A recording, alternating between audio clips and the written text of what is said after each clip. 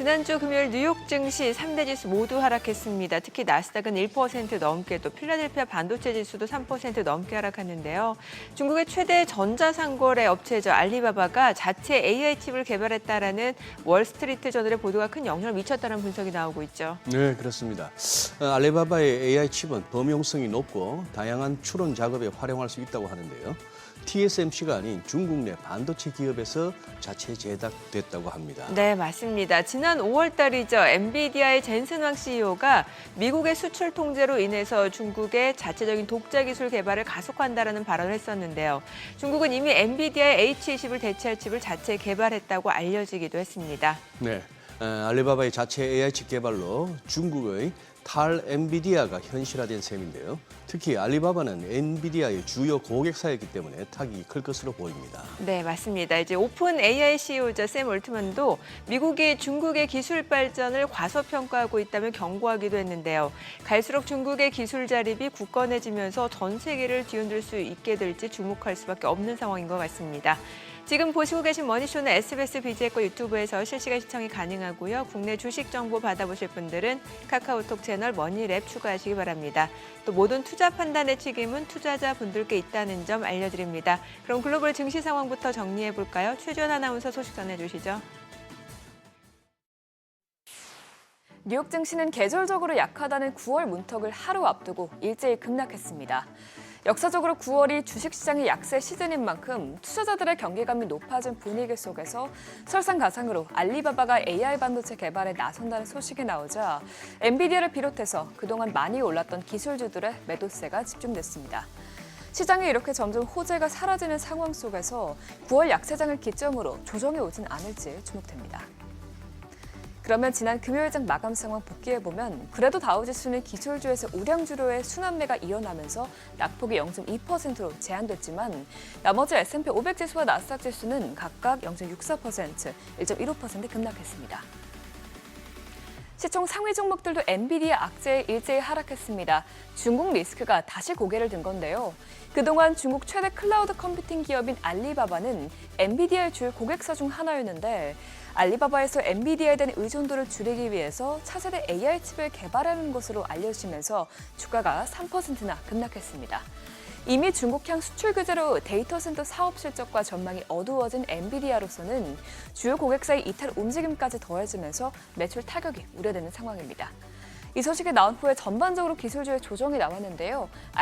알파벳만 제외하고 마이크로소프트, 애플, 아마존 모두 하락세로 마감했습니다.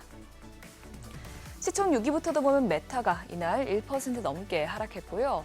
엔비디아와 함께 AI칩 선두주자인 브로드컴 역시 3% 넘게 하락했습니다.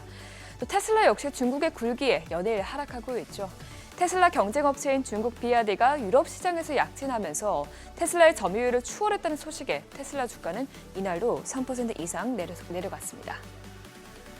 그래도 금요일장에서 나온 PCE 데이터는 나쁘게 나오진 않으면서 시장에 더 큰 충격을 주진 않았습니다. 개장 전에는 연준이 선호한 지표인 7월 PCE 지표가 발표됐는데요. 헤드라인 PCE는 전월 대비로 0.2%, 전년 대비로는 2.6% 상승했고요.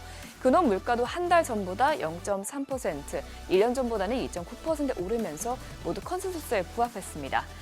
뿐만 아니라 소비도 여전히 탄탄하게 이어지고 있는 것으로 보이는데 이 8월 개인 소득은 한 달 만에 0.4% 증가했고 개인 소비는 0.5% 오르면서 모두 예상에 부합했습니다.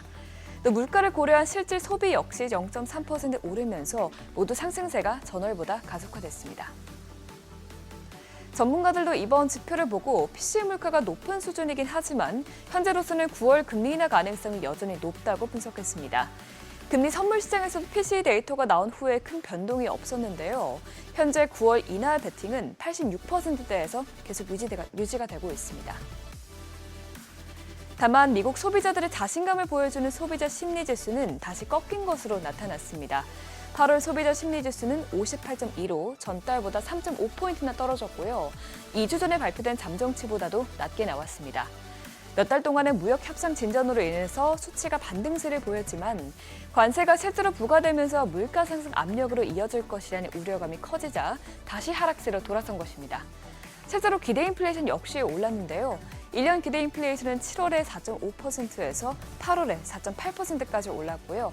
5년 기대 인플레이션 역시 소폭 상승했습니다. 국채금리는 다시 수익률 곡선이 가팔라졌습니다. PCE 지표가 예상에 부합하면서 단기물 금리는 하락했지만 인플레이션에 대한 우려가 계속 지속되면서 중장기물 금리는 상승한 건데요.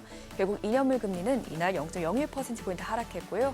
반대로 10년물 금리는 0.02%포인트, 또 30년물 금리는 0.05%포인트 상승했습니다. 금 가격은 PCE 지표가 전망치에 부합하게 나오면서 강하게 상승 압력을 받았습니다. 9월 금리 인하가 예정대로 단행될 것으로 예상되면서 금의 매력이 부각된 영향인데요. 결국 금 선물을 1.2% 오르면서 온스당 3,500달러 위에서 마감됐습니다. 또 국제유가는 미국의 소비 심리 지표 약화에 따른 수요 우려로 3거래일 만에 처음으로 하락했습니다. WTI와 브렌트유는 각각 0.59%, 0.74% 하락 마감했습니다. 마지막으로 그러면 이번 주 일정도 짚어보겠습니다. 이번 주는 어느 때보다 고용보고서가 중요하죠. 제롬 파월 연준의장이 최근 부진한 고용 지표를 이유로 금리 인하 가능성을 열어뒀기 때문에 이번 고용보고서 결과에 따라서 금리 인하의 폭, 더 나아가서 여부가 결정될 수 있기 때문입니다. 현재 컨센서스는 8월 신규 일자리가 약 8만 개 늘어나는 건데요. 전문가들은 만일 고용 지표가 충격적으로 나쁘게 나올 경우 금리 인하가 9월에 이어서 10월과 12월에도 이어질 수 있다고 보고 있고요. 반대로 만일 고용이 훨씬 좋다면 9월 인하 여부가 흔들릴 수 있을 것이라고 전망하고 있습니다. 이에 앞서서 나올 ADP 민간 고용 보고서와 졸트 보고서에도 주목해 봐야겠습니다. 또 그 밖에도 이번 주에는 중요한 지표들이 많이 나오는데요. 미국 경제 전반에 대해서 알려주는 ISM 제조업과 서비스업 지표가 각각 2일과 또 4일에 발표가 되고요. FOMC 기초 자료를 쓰일 베이지북은 3일에 공개됩니다. 이렇게 무게감 있는 데이터들이 여러 나오는 만큼 이번 주는 시장 변동성 유의하면서 투자 전략 세워야겠습니다. 굿모닝 마켓이었습니다.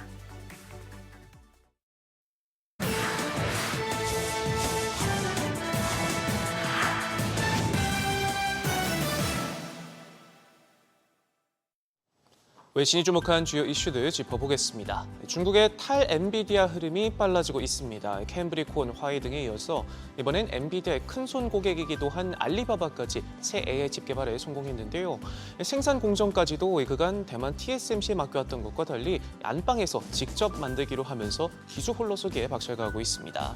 최근 트럼프 행정부가 다시 중국 수출기를 터주기로 하고 엔비디아의 젠슨 황 CEO는 중국 시장의 중요성을 역설하며 여전히 러브콜을 보내고 있지만 오히려 중국은 태도를 180도 바꾸고 위기를 도약의 기회로 삼아 기술 개발에 올인하고 있습니다. 중국 반도체 업체들이 내년 AI 칩 생산량을 지금의 3배로 확대하려 한다는 분석도 나오고 있는 가운데 올 초 딥시크 쇼크로 출렁했던 뉴욕 증시는 이번 소식에 다시 또 흔들렸고요. 중국의 빨라지는 기술 시기에 미국과 중국 사이에 낀 우리 기업들의 설자리도 좁아질 것이라는 우려가 나옵니다.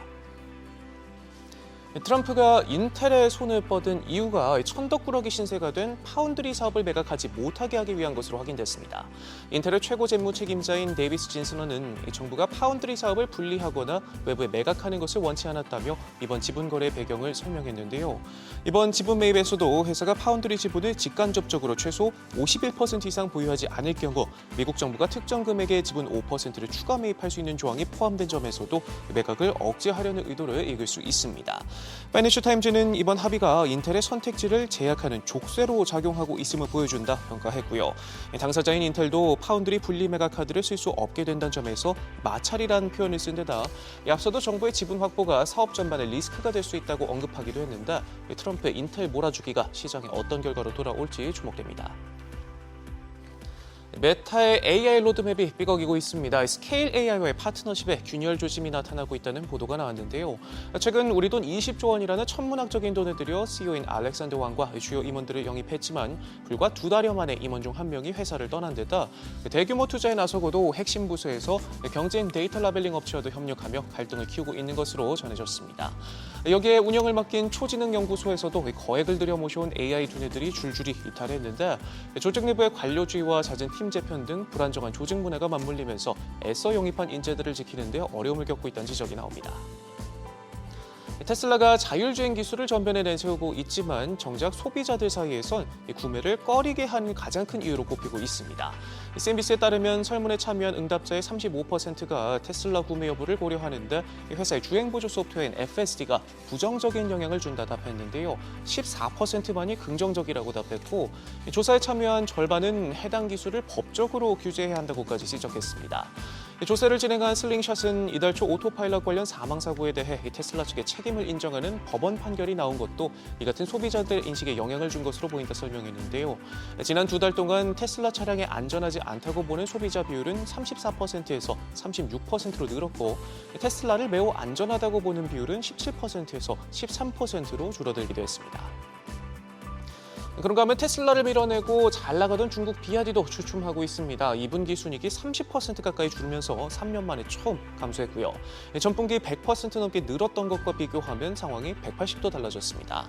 상반기 전체로 놓고 보면 아직까지 플러스를 유지하고는 있지만 안방 판매가 80%를 차지하는 상황에서 7월에는 판매가 석 달 연속 줄었고 생산량은 17개월 만에 처음 뒷걸음질 치는 등 가격 경쟁이 심하면서 골머리를 앓고 있습니다. 머스크가 자신의 인공지능 스타트업 xAI에서 일했던 전직 엔지니어를 상대로 소송을 제기했습니다. 자사의 AI 챗봇 그록의 영업 비밀을 훔쳐 경쟁사인 오픈AI로 옮기려 했던 이유에서인데요.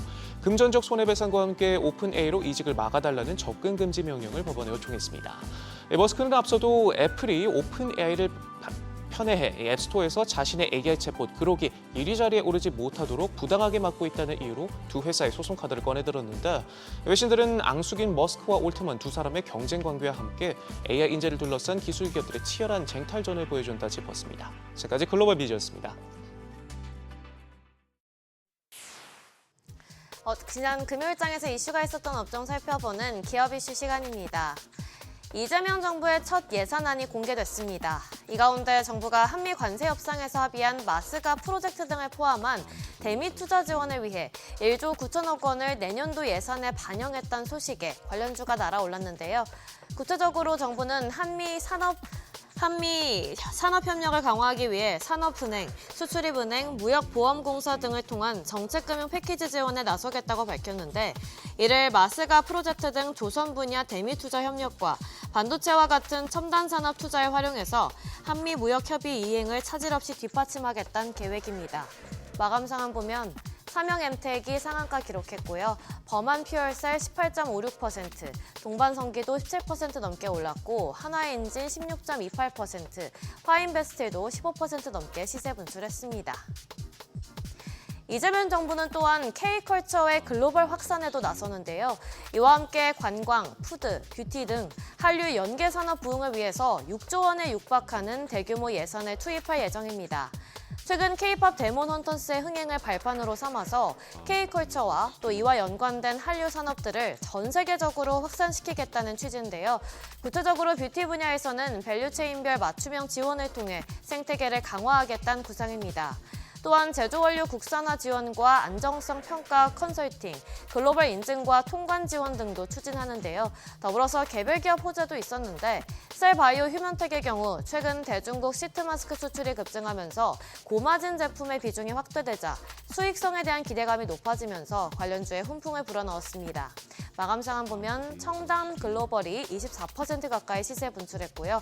유키즈온 19.63%, 셀바이오 휴먼텍 12.35%, NFC도 11% 넘게 올랐고 더라미는 5.8% 강세 보였습니다. 종합정보기술기업인 SGA의 주가가 최근 요동치고 있습니다. 한국판 스트래티지가 될까 하는 기대감 덕분인데요.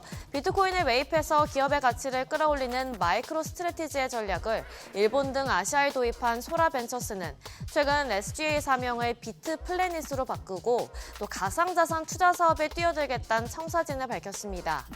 일본판 마이크로 스트래티지인 메타플래닛도 해당 전략으로 좋은 흐름을 보인 바 있는데요.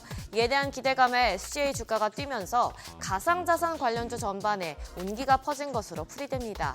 또 이와 함께 트럼프 대통령의 두 아들이 지원하는 채굴사 아메리칸 비트코인이 그리폰 디지털 마이닝과의 합병을 마무리하고 이달 초 나스닥 상장을 앞두고 있다는 소식도 호재로 작용한 것으로 분석됩니다. 마감 상황 보면 SGA가 상한가 기록했고요. 또 SGA솔루션스 16.51%, 우리기술투자 4.68%, 다날도 4% 가까이 뛰었고 FSN도 2%대 상승세 보였습니다. 마지막으로 중국이 탈 엔비디아 흐름을 가속화하는 가운데 우리 기업들이 이 과정에서 수혜를 볼 수 있다는 기대감에 반도체 장비주가 좋은 흐름 보였습니다.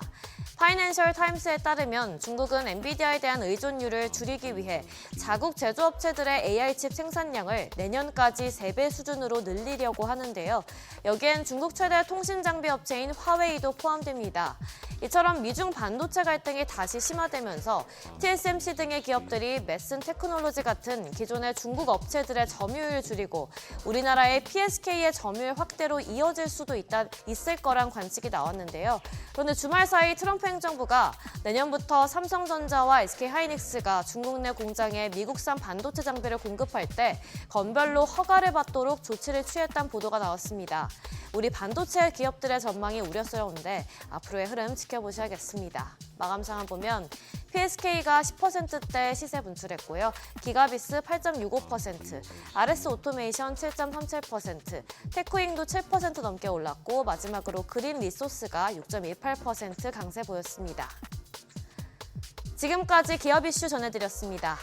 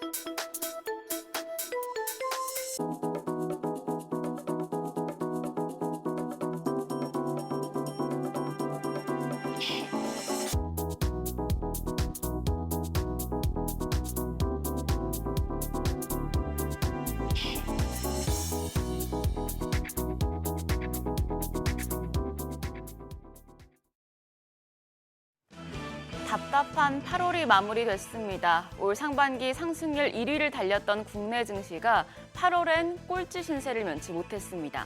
코스피 8월 1.83% 마이너스 수익률을 기록했고 코스닥 지수도 7월 말 대비해서 1% 넘게 내렸습니다. 정책 실망감에 고점 돌파에 대한 자신감이 떨어지면서 주도주가 번번이 조정을 받는 모습이었죠. 9월엔 다를까요? 계절적으로 이 한국과 미국 모두 9월엔 부진한 경향이 있고 또 우리가 쉬는 사이에 뉴욕 증시에서 악재성 이슈가 나온 만큼 당장 월 초부터 고려해야 할 사항이 많아졌습니다. 8월 국내 증시 복귀하면서 이번 달 첫 거래일 준비하시죠. 코스피와 코스닥 모두 8월의 마지막 거래일을 약세로 마감했습니다. 코스피 0.3% 내려서 3,186선이었고 코스닥도 0.2% 약세, 800선 복귀하지 못했습니다. PC 물가지표에 대한 경계감이 커진 영향이었는데요. 이로써 코스피는 올해 들어서 3월에 이어 두 번째 마이너스 수익률을 기록하게 됐습니다. 외국인들의 팔자세는 이어졌습니다. 국내 증시 박스권 행보 속에 8월 달 외국인 4개월 만에 순매도로 돌아섰는데요. 외국인은 8월 마지막 거래일에도 코스피에서 3,700억 원 넘게 팔아내며 4거래일 연속 순매도했습니다. 기관은 648억 원 매수 우위, 개인들도 2,400억 원에 달하는 순매수 기록했습니다.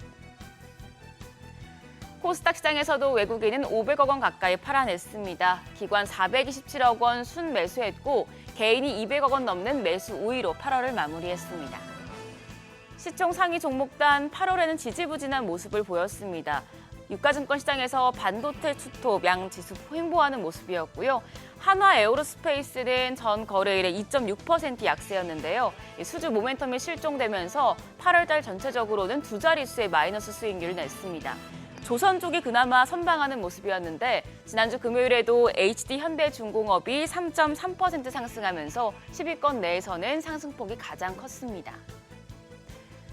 코스닥 시총 상위 종목들은 코스피보다 더 부진했습니다. 특히 전 거래일에는 10개 종목 중에서 8개 종목이 하락했습니다. 그나마 시총 1위 알테오젠이 코스피 이전 상장에 대한 기대감 속에 5% 가까이 오름세로 거래를 마쳤습니다. 환율은 소폭 올랐습니다. 정기장 마감 시간 달러 기준 2원 50전 상승해서 1,390원 10전에 거래를 마쳤습니다. 이후 환율은 야간 거래에서 PC 지수를 확인한 이후에 상승폭을 키우다가 이내 하락 반전하는 모습이었습니다. 트럼프 미국 대통령으로부터 해임을 통보받은 리사쿡 연준 이사가 제기한 불복 소송 첫 심리가 진행된 가운데 연준의 독립성 침해에 대한 우려가 이어진 영향인데요. 30일 오전 5시 기준 NDF에서 달러원 1개월물은 1,389원 10전을 기록했습니다. 9월의 첫 거래일 외환시장 1,390원 하회하면서 출발할 가능성이 높겠습니다. 계절적으로 증시가 약하다는 9월입니다. 증시가 이렇다 할 모멘텀을 찾지 못하고 박스권을 횡보했던 가운데 이번 주는 미국의 경제 지표들과 9월의 정기 국회 등을 눈여겨보셔야겠습니다. 8월 미국의 8월 ISM 제조업 PMI 발표를 시작으로 3일에 7월 구인이직 보고서, 그리고 4일에 연준 베이지북 공개에 이어서 7월 수출입과 8월 ISM 서비스업 PMI가 발표되고요. 5일에는 미국의 8월 고용 보고서까지 나옵니다. PC 물가를 확인한 뒤 미국의 금리 인하 기대감이 여전히 높은 상황인데 줄줄이 발표되는 미국의 경제 지표들 중요하게 보셔야겠습니다. 한편 화요일부터 폴란드 국제방위산업 박람회가 열리고 수요일에는 중국 전승절 열병식이 열리는데요. 여기에 김정은 북한 국무위원장이 참석할 것이라는 소식이 보도됐습니다.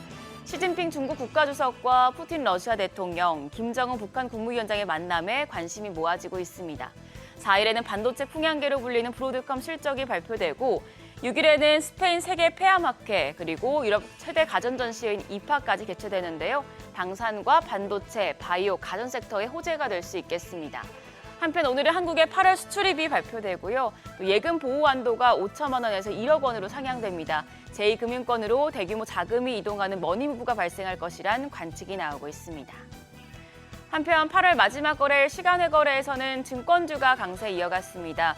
주식시장을 부양할 수 있는 상법 개정안이 재차 통과되고 있는 데다 미국의 기준금리 인하 가능성까지 호재로 작용하고 있는데요. 증권 섹터 오늘도 강세 보여줄 수 있을지 체크하시죠. 그럼 프리마켓 통해서 개장 전 분위기 가늠해 보겠습니다. 우리가 쉬는 사이에 뉴욕 증시 악재가 터졌습니다. 알리바바의 자체 AI칩 개발 소식에 3대 지수가 모두 하락했고 특히 필라델피아 반도체 지수가 급락했는데요.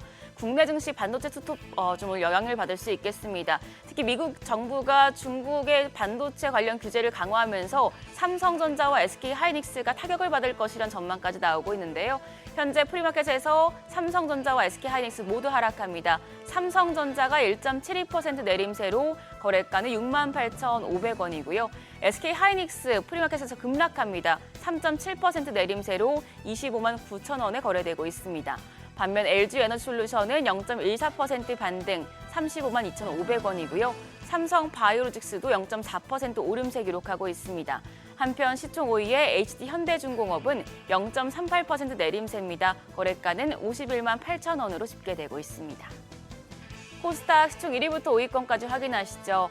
전 거래일과 동일하게 알테오젠만 상승합니다. 0.8% 오름세, 거래가 44만 2천 원이고요. 반면 에코프로비엠이 1.32% 내림세 이어갑니다. 11만 9,600원. 펩트론도 1.62% 추가적인 조정을 받고 있습니다. 30만 4,500원에 거래되고 있고 파마리서치는 보합, 에코프로는 1%가량 하락합니다. 5만 100원으로 거래가 집계되고 있습니다. 일단 국내 증시 미국발 반도체 악재부터 커버해야 하는 상황입니다. 9월의 첫 거래일 시장이 악재를 소화해낼 수 있을지 아니면 시장 동력이 더 떨어질지 반도체 섹터 중심으로 개장 분위기 확인하시죠. 지금까지 어제장 오늘장이었습니다.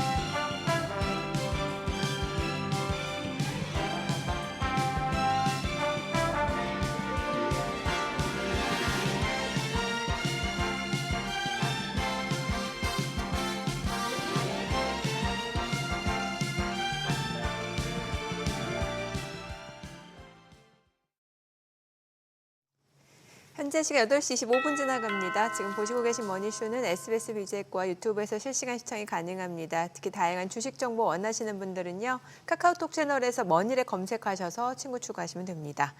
지난 주말 뉴욕 증시 3대 지수가 하락했는데 이제 우리는 오늘 딱 9월 달이고 네. 사실 저희 방송 때 그런 얘기 많이 드렸습니다. 9월 달은 전통적으로 계절적으로 봤을 때 조금 증시가 출렁일 수 있는 약세장이었을 때가 많았다. 네, 뭐 기관 포트폴리오 조정하고 개인들은 약간 거래 뜸하고 이렇잖아요. 네, 예. 그러니까요. 예.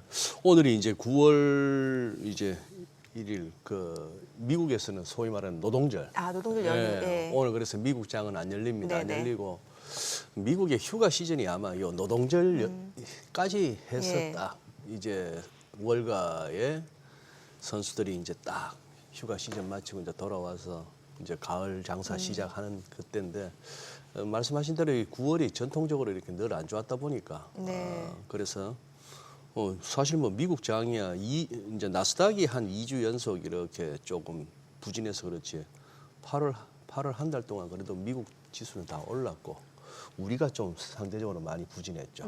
말씀해 주신 대로 뭐 S&P 500 월간 기준으로 봤을 때는 네. 4월 이후 4달 연속 상승이잖아요. 맞아요. 예, 그런 상황인데 미국도 묘합니다. 이렇게 계속 올라가고 있는 와중에도 네. 뭔가 좀 불안불안해하는 약간. 그런 소리가 들리는 가운데 잘 가고 있고 네. 우리는 8월 달에 이렇게 진짜 헛심만 썼죠. 지수만 봤을 때는. 네. 거기다가 아까 뭐 오프닝에서도 소개했고 우리 시청자 여러분들도 다 주말 사이에 파악하신 내용이지만 알리바바가 저렇게 자체측 개발했다. 이거 뭐 심지어 제2의 딥시크 쇼크냐, 그죠? 네네. 미국에서 오픈 AI 그때 열풍을 일으켰는데 우리는 훨씬 더 싸게 해주면 하면서 나왔던 그런 것처럼 조금은 이 엔비디아의 이 독주 체제, 독점 체제에 언젠가는 경쟁자가 나타날 것 같았는데 네네. 이제 일단 알리바바라고 하는 아주 대어가 나타난 것 같습니다.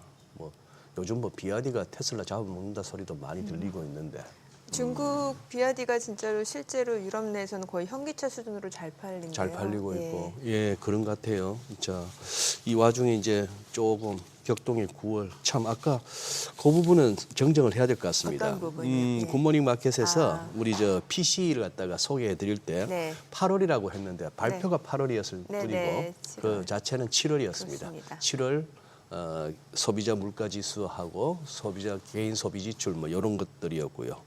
아까 또 소개했던 일정 중에 4일 날 7월 무역 수지 그거는 맞습니다. 네네. 9월에 와서 7월 무역 수지를 발표하는 게 미국이고 네. 우리 같으면 7월 무역 수지 바로 8월 1일 날 9시에 땡 하면 바로 나오죠. 네. 대단한 날 아닙니까? 빠르죠. 통계 집계도 빠르고. 그러니까. 예. 네. 자, 그리고 오늘 함께 해주실 분 원래는 저희 스튜디오로 모셔서 얘기를 나눠봐야 되는데 또 피치모터 사정으로 저희가 전화 연결로 좀 대체한다라는 점을 시청자분들 좀 양해 부탁드립니다. 오늘 레그넘 투자자문의 이충광 대표님 전화 연결돼 있습니다. 안녕하세요. 안녕하세요. 네. 네, 이 대표님. 예. 제가 지방에 있어가지고 좀 스케줄 때문에 부득이하게 전화를 연결하게 그러니까요. 됐습니다. 그래요. 양해 부탁드립니다. 알겠습니다. 일단 옐로 카드입니다. 네네. 저는 너무 죄송합니다. 저는 옛날에 한 서너 장 받았어요. 옐로 카드. 예. 아니 지금 저기 한번 뭡니까 이거 알리바바 얘기를 먼저 해주실까요? 아니면 시장 전체를 한번 얘기해 주실까요? 지난주 상황. 일단 알리바바가 조금 더 중요한 이슈인 것 같고요. 네네. 네네. 예. 앞으로 이제 이런 식의 어떤 이벤트들이 뭐 얼마나 자주 생길지는 모르겠지만 간간히 발생을 할 거다라는 생각을 하고 있습니다. 왜 그러냐면 이게 벌써 한 15년 정도 전까지 거슬러 올라가 보면 미국하고 중국이 이제 패권 전쟁을 계속해서 하고 있는 중이지 않습니까? 네. 그 패권이라고 하는 거는 뭐 기술 패권이라든가 군사적인 부분은 당연한 것이고요. 뭐 전기차도 마찬가지고 이런 식의 어떤 국가 경쟁력을 서로 이렇게 앞서거니 뒤서거니 하는 이런 게임이 계속 될 거기 때문에 국가 차원에서의 어떤 특정 산업이라든가 이런 것들을 계속해서 이렇게 지원하고 육성하는 그래서 우리가 좀 더 그 패권을 좀 더 가져가야 된다. 뭐 이런 식의 움직임이 계속 될 겁니다. 사실은 그 알리바바뿐만이 아니라 알리바바 이슈가 나오기 전에 트럼프 정부에서 지금 인텔에 89억 달러로 10% 지분 참여하는 문제도 막 불거지고 그랬었지 않습니까? 네.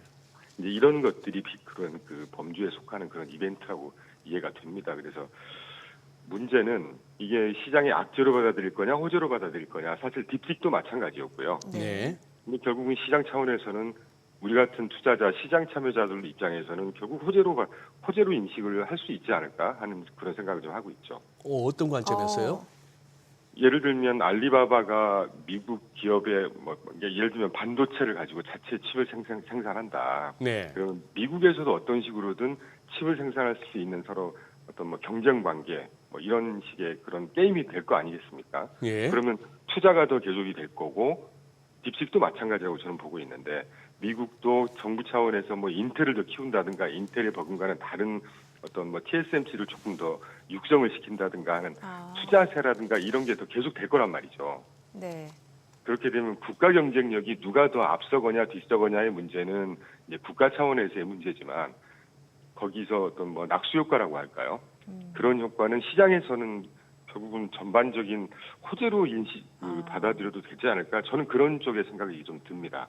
그렇지만 엔비디아만 봤을 때는 이거는 시장의 첫 반응도 그랬습니다만 엔비디아로서는 어떻게 보면 독점 체제가 깨지는 것이고 아무래도 또 숫자 측면에서도 앞으로 매출과 순이익 측면에서도 좀 부정적이라고 봐야 되는 거 아닌가요?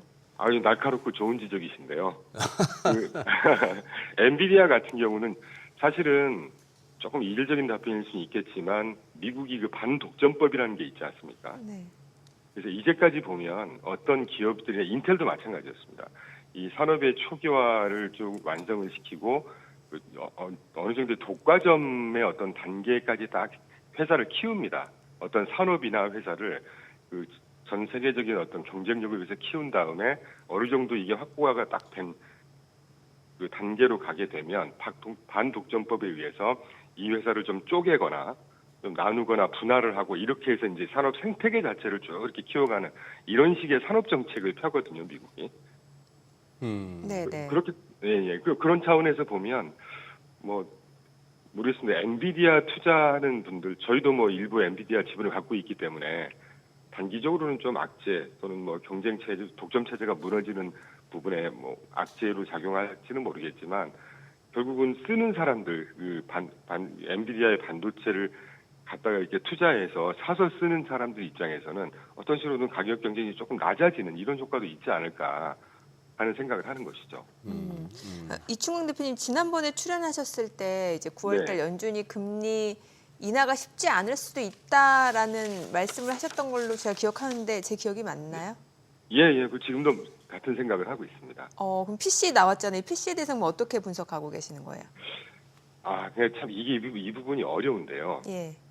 PC가 분명히 헤드라인이나 이런 것들이 예를 들면 PC 물가 월별 상승률은 0.3에서 0.1 오히려 조금 줄었습니다. 월간으로는. 근데 근원 PC가 연간으로 2.8이었던 게 2.9로 살짝 늘었단 말이죠. 근데 분명히 저의 머릿속으로는 제가 판단하는 걸로는 분명히 지난달 발표, 이번 달 발표 분명히 이 관세 물가 영향이 이제 시연이 되고 반영이 될 것 같은데 생각보다 이렇게 잘 안 뜬단 말이죠. 네. 그런데 보면 그때도 말씀드렸습니다만 5월까지 상반기 이후에 5월까지는 5월 12일이 미중 그 1차 부과하는 거 딜레이 하자라는 거를 합의를 했었잖아요. 딜레이 하기로. 그 기점으로 그 신문 지상이라든가 기사들을 보면 5월부터 미국의 수입업자 회사들이 이 수입을 이제 본격적으로 다시 재개를 했다고 합니다. 그 이전에 선구매해놨던 재고도 다 소진이 되고 하면서 타이밍이 거기 맞물렸다는 거죠. 그래서 5월부터 6월 이렇게 해서 본격적으로 수입을 했다고 하는데 우리가 공급망을 다시 한번 판단을 해보면 수입업자가 수입을 하고 그 물건들을 생산업자한테 넘긴 다음에 생산업자가 가공을 하던 어떤 식으로든 소비자한테 이렇게 전달을 하고 이 국내 공급망이 수입업자, 생산자, 소비자 이 공급망이 짧게는 3개월, 길게는 6개월 정도 소요가 된다고 해요. 그래서 짧은 기간으로 보면 5월에서 한 5월은 넣죠. 5월 12일 이후니까 영업일수로 한 10일 정도 될 테니까 빼더라도 6월부터 본격적으로 수입을 했다고 우리가 가정을 할 때 분명히 그건 기사에서 확인이 되는 문제니까요. 6, 7, 8 그러면 한 3달 정도가 지금 소요가 되고 8월 정도의 물가를 반영하는 9월 정도가 이 관세로 인한 물가 상승을 본격적으로 보여주는 시기가 아닐까. 사실 이렇게 말씀드리는 게 저도 조금 외람되긴 합니다. 왜 그러냐 하면 당초에 저는 이제 7, 8월 정도가 네. 이제 물가가 본격적으로 시연이 되는 시기라고 판단을 했었거든요. 근데 네. 뭐 제가 뭐 제대로 다 알 수는 없는 거니까요.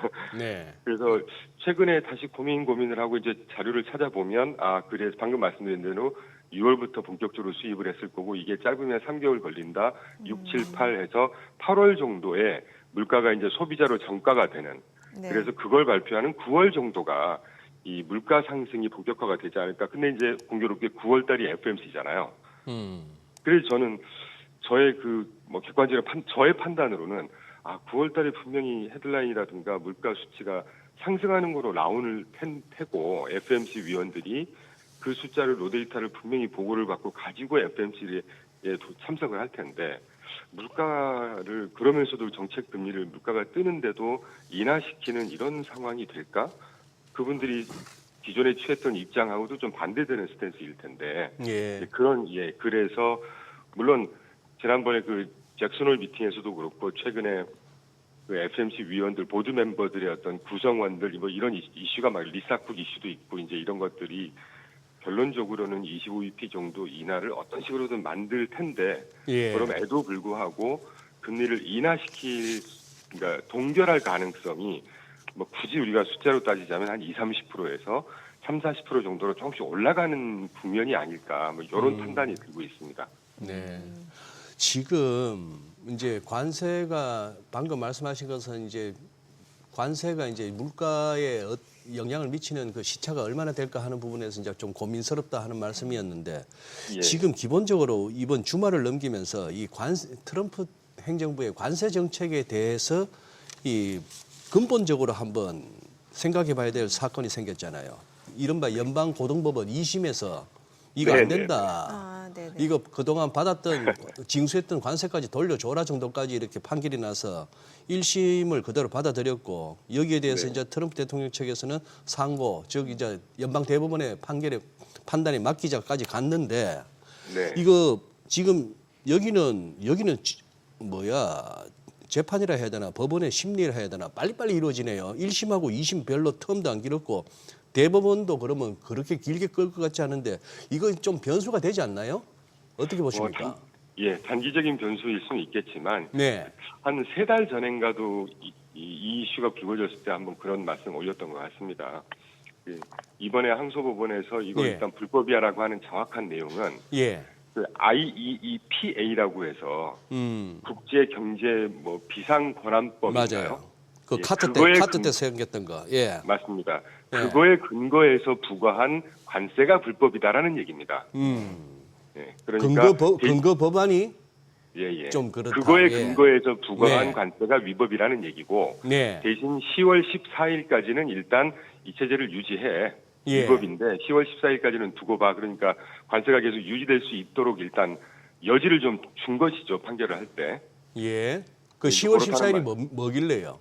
그게 연방 그게 어떤 기한이 모양입니다. 한두 달 정도 더 네네. 유예 기간을 두고 이런 거 아니겠습니까? 예, 일단 그렇다는 거고 그게 만약에 최종 대법원 가서 정말 이건 위법이야라고 해도 네. 그때도 한번 이런 말씀 드렸는데 슈퍼 301조라든가 예. 무역법 232조라든가 이런 것들이 별도의 별도의 조치 없이 그냥 근거 없이 150일 동안 관세를 일시적으로 부과할 수 있다든가 이런 숙관할 수 있는 법안들이 있습니다. 예, 그렇기 때문에 관세를 계속 가져갈 수 있는 이 대통령령으로 할 수 있는 법안, 그러니까 근거가 되는 법안들이 있기 때문에 이 관세가 갑자기 완전히 없었던 백지화가 된다거나 이럴 상황은 아니다라는 생각을 하고 있죠. 또 대법원 쪽에서 보수 쪽이 더 많다면서요. 네, 제가 알기로도 그 보수 성향의 판사분들이 더 많기 때문에 네. 아예 없었던 걸로 될까? 사실 그건 이제 뚜껑을 열어봐야 아는 거기 때문에 네네. 제가 이제 이렇다 저렇다 말씀드리기 좀 그렇지만 설사 월스트 케이스 대법원에서 이건 위법이야라는 판결이 결국 나더라도 네. 무역법 232조로 지금 기억이 됩니다. 그리고 무역법 301조라든가 이런 뭐 일시적으로 어떤 대통령령으로 관세를 유지 또는 부과할 수 있는 근거들이 있기 때문에 이 관세 이슈가 완전히 없어진다거나 이러지는 않을 거로 판단됩니다. 예. 거기다가 뭐 리사 쿡뿐만 아니라 방금 이렇게 저 RFK 주니어 그 보건복지부 장관 네. 모습도 잠시 나왔습니다만 네. 그 질병통제예방센터 CDC 아닙니까? 거기까지 거기 수장까지 해임했더라고요. 트럼프 대통령이. 네. 이쪽이 이제 결국 백신 갖고 부딪힌 것 같아요. 아무래도 어떻게 어떤 내용으로 보세요? 이거는? 사실 제가 좀 깊이 팔로우업은 아직 안 네네. 했습니다만 네. 그 연초 이후에 예. 트럼프 어떤 대통령이든 정권이든 그렇지 않습니까? 사실 우리나라도 마찬가지잖아요. 예, 정권이 바뀌고 나면 이제 이 정권의 스탠스하고 조금 안 맞는 사람들 네. 이제 교체 작업 중인데 사실은 연초 이후부터 입각 이후에 그 법에서 보장된 임기가 남은 수장들을 계속해서 이렇게 해고를 하고 있고 네. 심지어는 뭐 그때도 한번 이런 표현 들었던 것 같은데 그 워싱턴에서 야인 생활하실 때 각종 뭐 정치인들의 어떤 뭐 사주 내지는 뭐 이런 사주를 받았던지 어쨌든 그 워싱턴에서 이 야인 생활하실 때 이 법적으로 굉장히 괴롭혔던 로펌들이 꽤 있는데 네. 거기를 아주 정말 쑥대밭을 만들고 있다고 합니다. 트럼프가. 아하. 예. 여담이긴 한데요. 사람 사는데 다 비슷하군요. 예. 그렇습니다. 네. 예, 그런 식의 일환이 아닌가 싶고 조금 확대해서 개연성이 좀 떨어질 수 있는 답변은 있을 수는 있겠습니다만 네.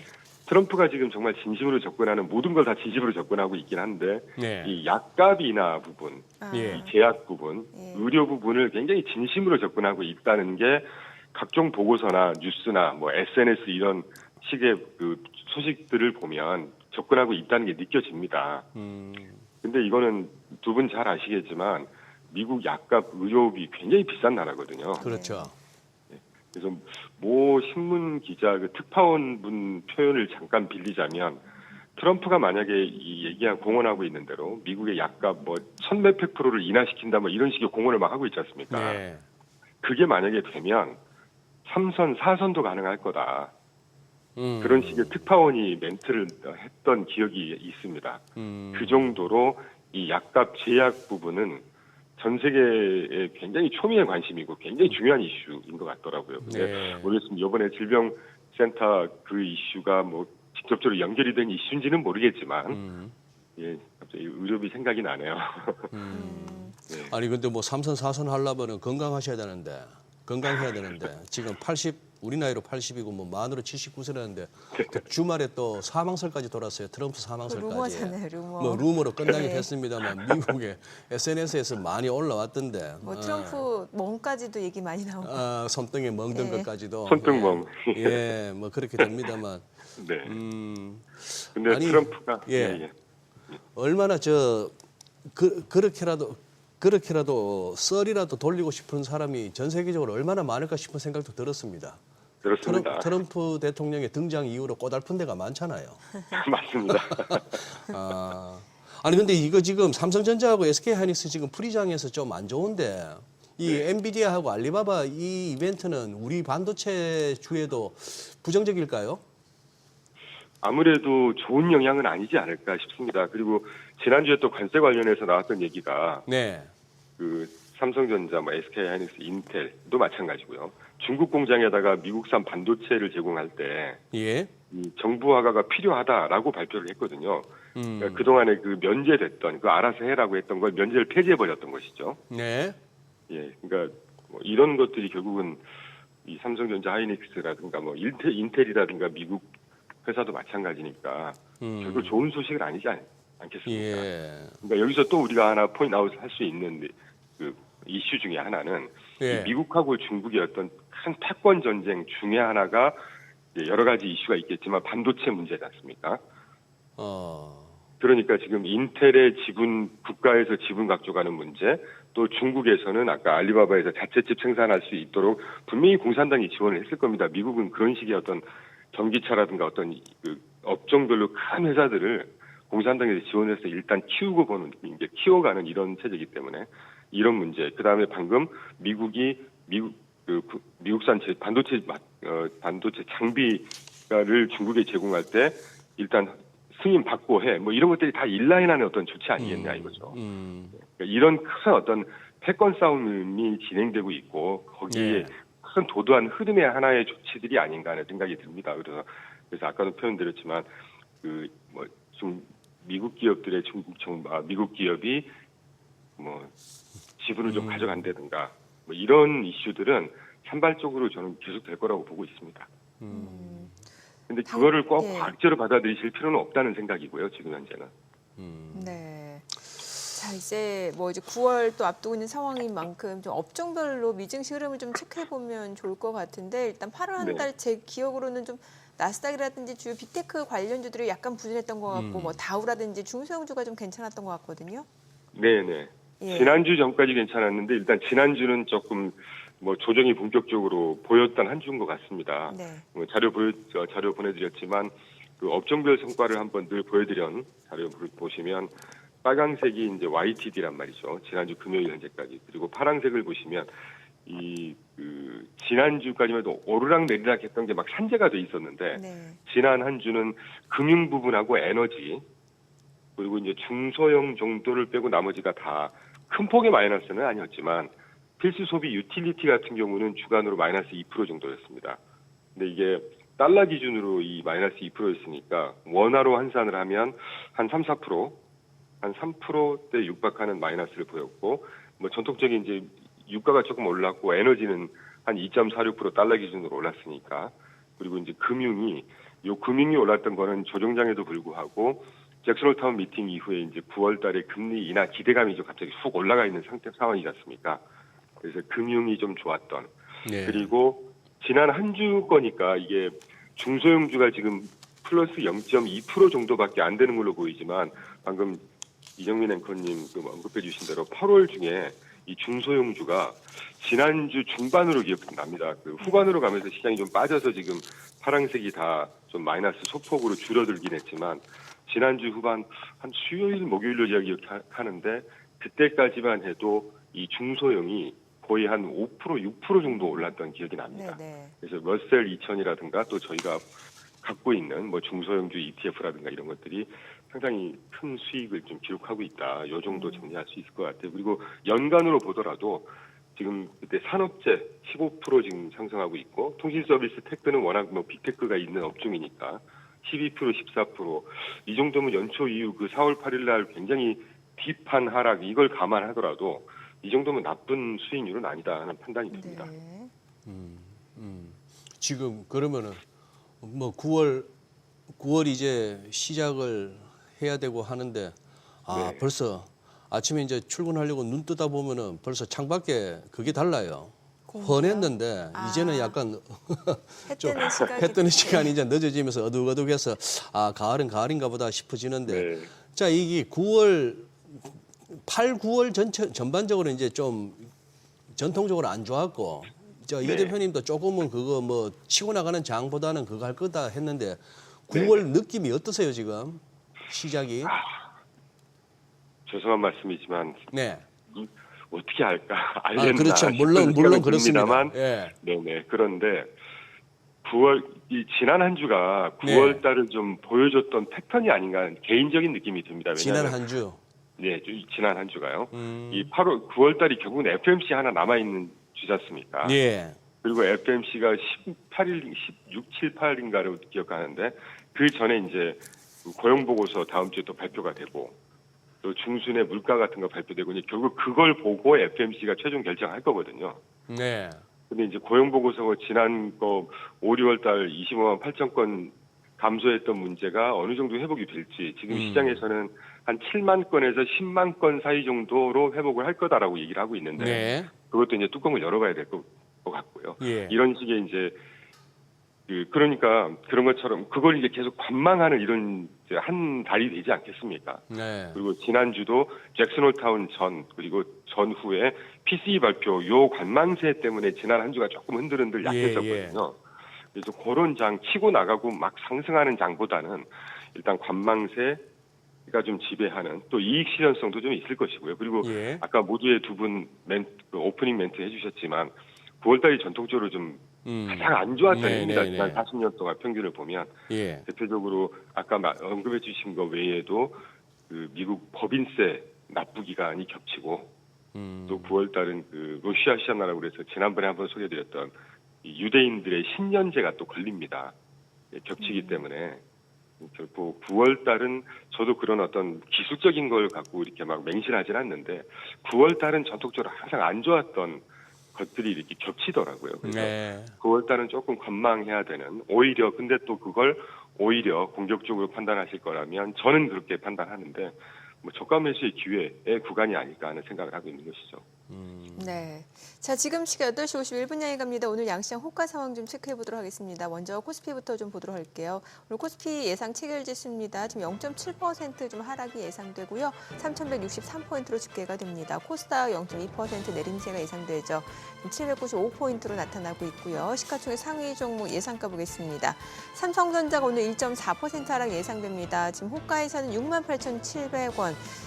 다시 지금 이제 7만 원 선 아래로 좀 내려올 것으로 보여지고 있는 상황에서 SK하이닉스도 3% 약세가 예상되고 있습니다. 호가는 26만 원이고요. LG 에너지솔루션 1% 하락 예상됩니다. 예상가 34만 8천 원이고요. 삼성 바이오로직스는 0.4% 상승 예상됩니다. 예상 체결가 100만 5천 원. HD 현대중공업 소폭 하락 예상됩니다. 지금 호가는 51만 8천 원이고요. 현대차 보합 예상되고 있습니다. 기아도 마찬가지로 보합권 예상되고 있고요. HD 현대중공업이 0.3% 내림세가 예상됩니다. 하나 에어로스페이스 오늘 상승 출발 예상되죠. 지금 호가는 89만 1천 원, KB금융 보합 예상되고 있습니다. 코스닥 시가총액 상위 종목 예상가도 보도록 하겠습니다. 알테오젠 지난 금요일에 4.9% 반등을 보여줬었는데요. 오늘 추가적으로 2.6% 상승 예상됩니다. 지금 호가는 45만 원. 에코프로비엠 오늘 하락 출발 예상됩니다. 예상가 12만 100원이고요. 파마리서치가 1.4% 상승 예상됩니다. 지금 예상가가 69만 원. 펩토론 하락 출발 예상됩니다. 호가 30만 7,500원이고요. 에코프로 1% 약세가 예상됩니다. 예상가 5만 원으로 집계가 되고 있는 상황이죠. 삼천당제약이 0.3% 상승 예상됩니다. 지금 예상 체결가 19만 3천 원이고요. 레인보 로보틱스가 2% 강세가 예상됩니다. 호가는 27만 9천 원으로 집계가 되고 있습니다. 리가캠바이오, HLB 보합권 예상되고요. 에이벨바이오는 0.4% 하락이 예상됩니다. 예상가 9만 1,200원으로 나타나고 있습니다. 자, 이제 기장카드는 7분가량 남았는데 오늘도 지금 일단은 반도체 쪽 섹터가 좀 중요할 것 같습니다. 아무래도 예. 엔비디아가 좀 많이 떨어졌고 앞서 저희가 전해드렸다시피 이제 알리바바가 엔비디아를 대체할 자체 AI 칩을 개발했다는 소식이 글쎄요 국내 반도체 기업에는 또 어떤 영향을 줄지도 좀 분석을 해봐야 될 것 같고요. 그죠? 예. 예, 그렇습니다. 지금 이제 미국의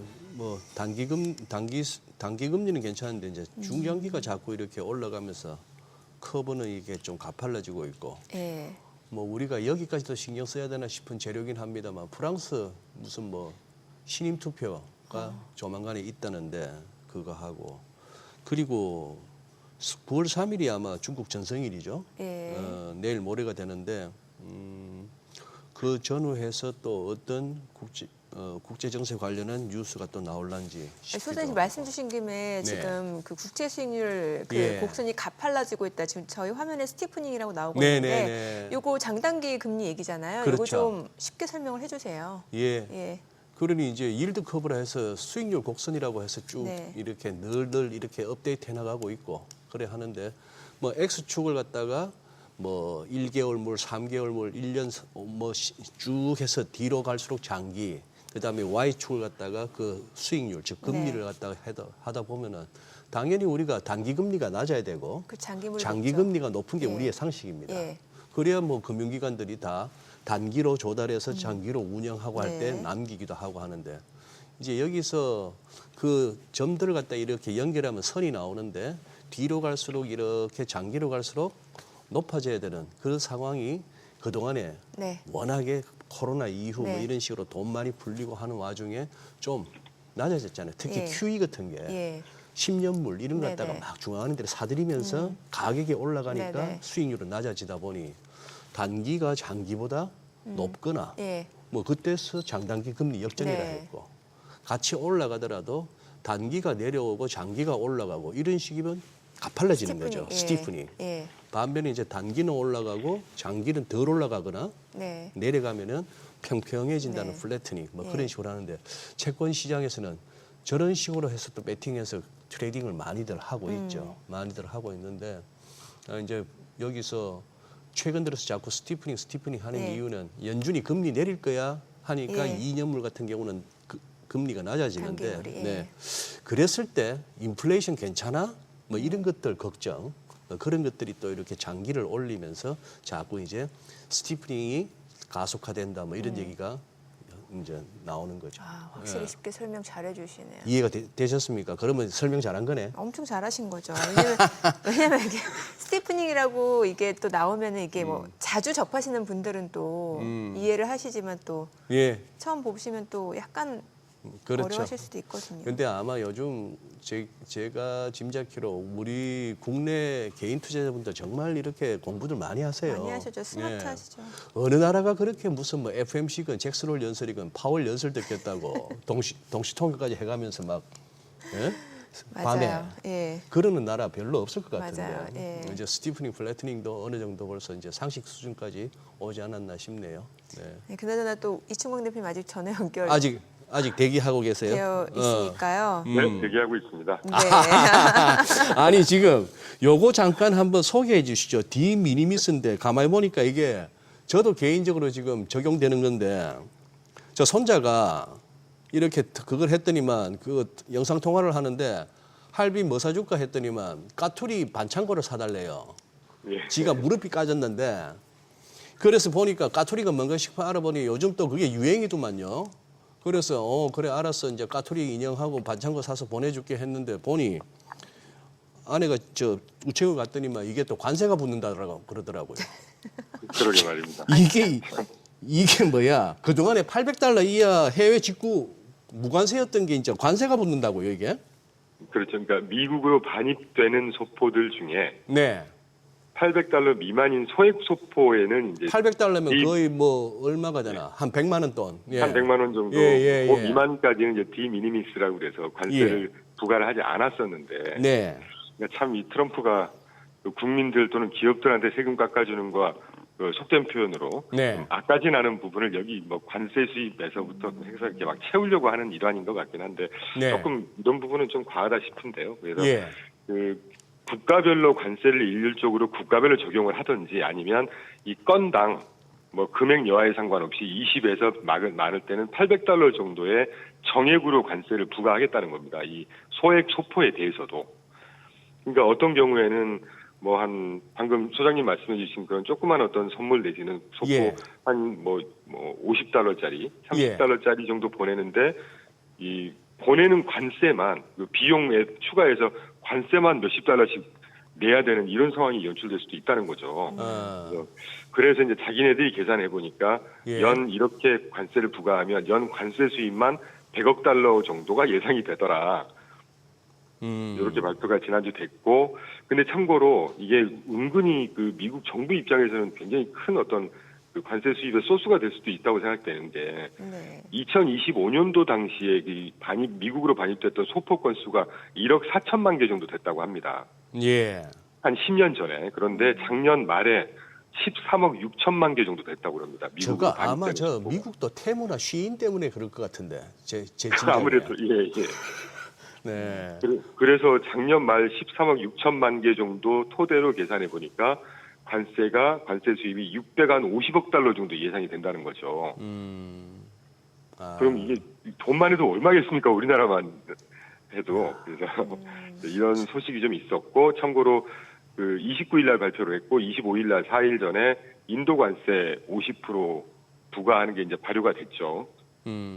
예, 그래서 인도가 지금 러시아하고 친한 척하고 뭐 중국 친한 척하고 이러니까 이제 약간 징벌적으로 관세 인도에 부과해버린 거 아닌가 하는 해석을 하고 있습니다. 알겠습니다. 오늘 어떻게 개장 전에 좀 보내드릴게요. 저희 또 호가도 봐야 될 것 같고요. 오늘 전화 잘 들었습니다. 두 분 오늘 너무 죄송합니다. 네, 잘 들었습니다. 다음번에 찾아뵙겠습니다. 네. 감사합니다. 네.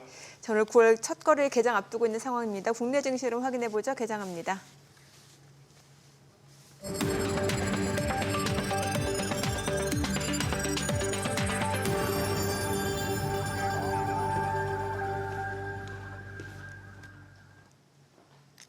네, 9월 1일 월요일 국내 증시 개장했습니다. 지난 주말 뉴욕 증시 3대 지수가 모두 떨어졌고 특히 이제 AI 관련주라든지 주요 빅테크 관련주도 많이 떨어졌습니다. 필라델피아 반도체 지수가 많이 떨어졌는데 아무래도 이제 최대 전자상거래 기업, 중국 기업이죠. 알리바바가 엔비디아를 대체할 자체 AI 칩을 개발했다라는 소식에 엔비디아가 주가 직격탄을 맞는 모습이었고 그동안 사실 나스닥도 많이 오른 측면이 있었기 때문에 조금 차익 실현 욕구가 커질 수 있는 시기이기도 했습니다. 그에 따라 이제 보니까 나스닥이 좀 많이 떨어졌는 상황인데 오늘 양시장 출발 지수 좀 체크해 보겠습니다. 코스피가 0.7% 하락합니다. 3,163. 코스닥은 0.3% 내림세입니다. 794입니다. 양시장 하락 출발이고요. 시가총액 상위 종목 시초가 보겠습니다. 삼성전자가 오늘 1.8% 떨어집니다. 68,400원이고요. SK하이닉스가 3% 넘게 하락합니다. 259,500원. LG에너지솔루션도 내림세입니다. 355,500원. 삼성 바이오로직스가 소폭 상승합니다. 10,300,000원이고요. 한화 에어로스페이스가 2% 강세를 보여줍니다. 905,000원에 거래되고 있고요. 현대차 소폭 오름세입니다. 225,500원. 기아가 0.9% 올라갑니다. 지금 106,800원. 그리고 HD현대 중공업은 좀 떨어지네요. 518,000원이고요. 삼성전자 우선주 1.9% 약세입니다. KB금융이 약보합권으로 108,000원 선에서 거래되고 있습니다. 지금 하단에 나오네요. 8월달 반도체 수출이 27.1% 증가했고 사상 최대라는 소식이 나오고 있습니다. 다만 이제 주가 자체는 오히려 엔비디아라든지 알리바바와 관련된 소식에 더 많은 영향을 받고 있는 모습이고요. 8월 자동차 수출도 지금 이제 월별로 봤을 때 역대 8월 기준으로 봤을 때는 최대 증가율이라고 하네요. 8.6% 증가된 것으로 나타나고 있습니다. 자, 코스닥 시가총액 상위 종목 시초가도 보겠습니다. 알테오젠 오늘 4% 강세입니다. 2거래일 연속 강세 흐름 이어갑니다. 지금 459,500원 선이고요. 에코프로비엠은 약보합으로 121,100원, 그리고 펩트로는 1.4% 하락합니다. 파마리서치도 1.7% 떨어집니다. 668,000원이고요. 에코프로는 0.4% 내림세로 54,000원에 거래되고 있습니다. 삼천당제약이 0.68% 하락합니다. 지금 191,100원 선. 그리고 리가캠바이오가 0.4% 올라갑니다. 148,100원이고요. 레인보로보틱스가 1% 상승합니다. 275,500원. 에이벨 바이오도 올라가고요. HLB 37,900원에 거래되고 있습니다. 오늘 시장에서 특징을 보여주고 있는 섹터 종목들 좀 체크를 해보도록 하겠습니다. 오늘은 음반 관련주들이 많이 올라갑니다. CJ ENM이 4.6% 올라갑니다. 74,800원 선이고요. 지금 CJ ENM 많이 올라가고 JYP 엔터테인먼트 SM도 지금 2.6% 1% 상승 중이고요. YG 엔터테인먼트 0.7% 올라갑니다. YG 플러스도 올라가고요. 드리머스 컴퍼니가 5% 강세입니다. 1,849원에 거래되고 있습니다. 이쪽 흐름이 괜찮네요.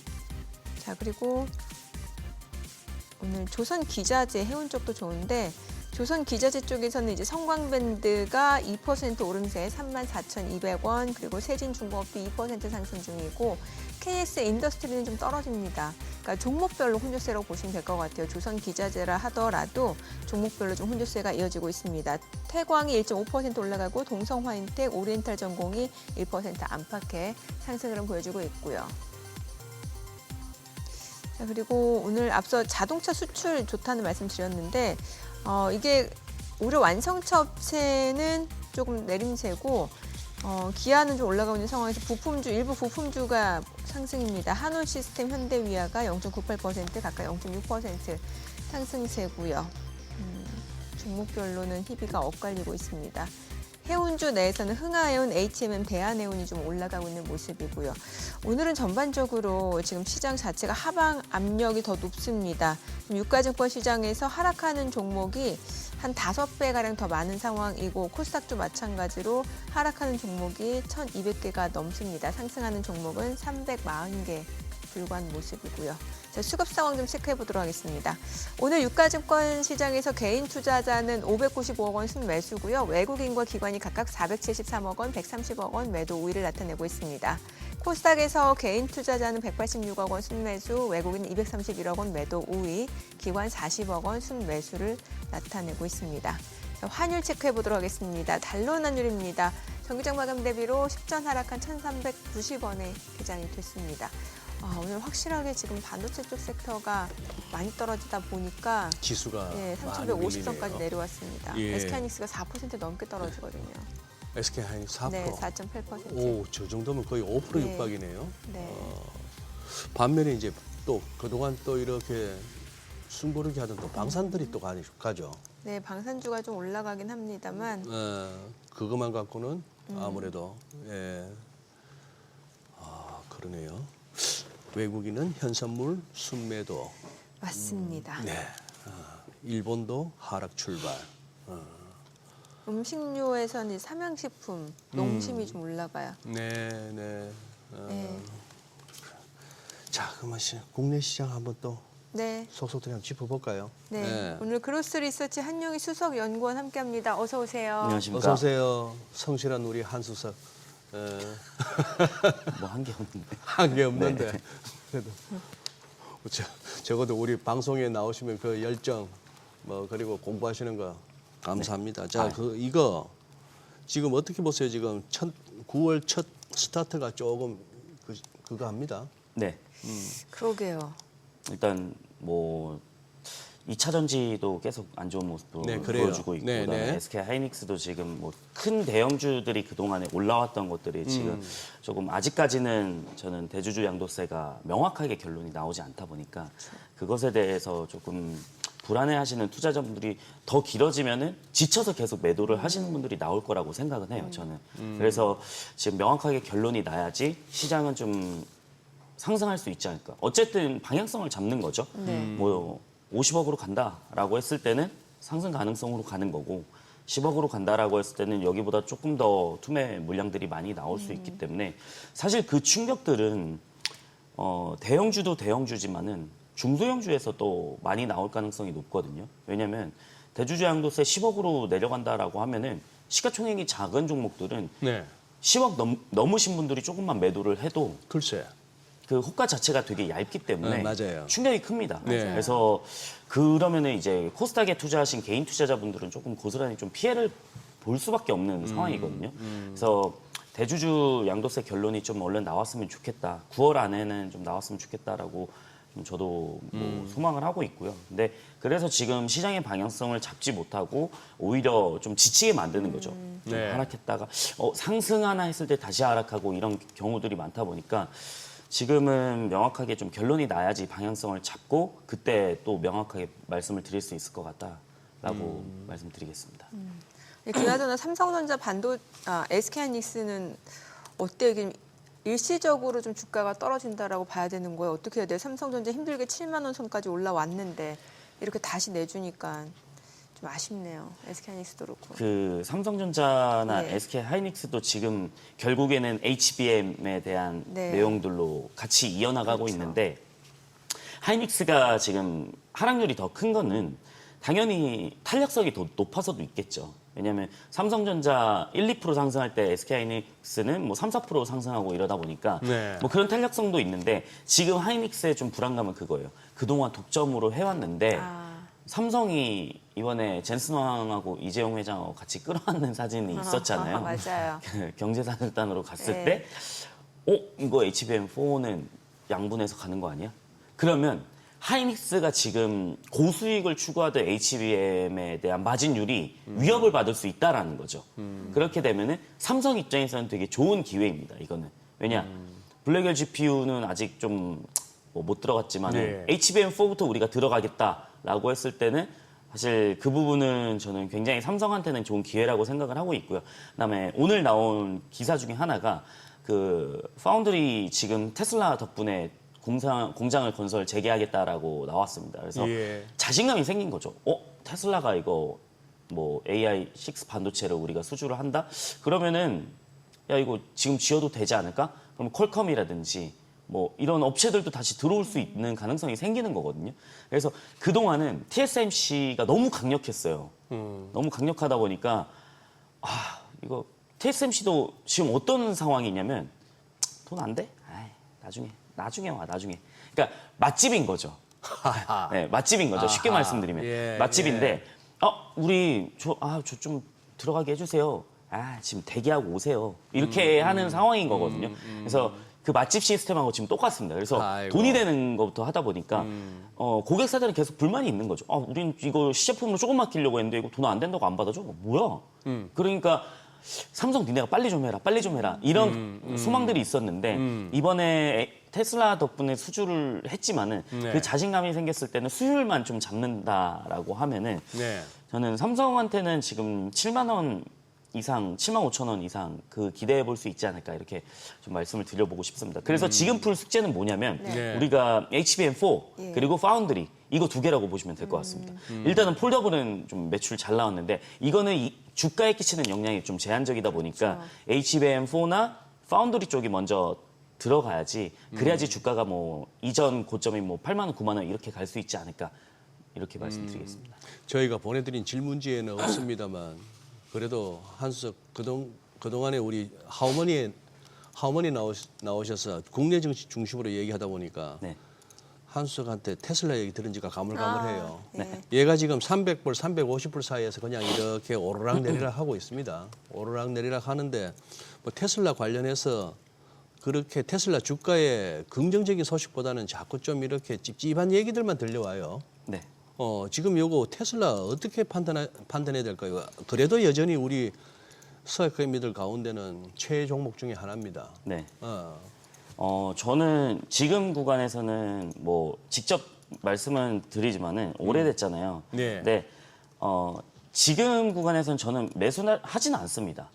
지금 구간에서는. 네. 왜냐하면 항상 말씀드렸다시피 이제 뭐 $200 중반이나 이 정도는 내려와야지 싸게 산자라는 게 제가 원하는 거거든요. 그래서 뭐 그거는 투자 성향에 따라 좀 다르겠지만 나는 오늘 사가지고 내일 팔 수도 있으니까 그냥 나는 지금 살 거야라고 하시면 그거는 제가 뭐 어떻게 하진 못하죠. 근데 저 같은 경우에는 지금 계속 모아가는 그 전략을 펼치다 보니까 테슬라 같은 경우는 지금은 매수하지는 않습니다. 저는 네, 한 200 중반쯤에서 매수를 하고 있고 200 초반대 왔을 때는 저는 좀 과감하게 좀 사는 편입니다. 그래서 지금 당장은 저는 이런 포지션을 구축을 하고 있다라고 말씀을 드리는데 최근에 저는 주가가 이렇게 빠진다라고 했을 때 저는 흔들리지는 않습니다. 왜 그러냐면 일전에 저도 좀 고민을 했었던 게 이게 불확실성이 있을 때는 예. 좀 비중을 줄일까라는 생각들을 했었던 게 트럼프랑 일론 머스크랑 어느 정도 치고받고 너무 많이 싸울 때 예. 와, 이거는 좀 심한데? 아무리 그래도 정부한테 이거 싸우게 되면은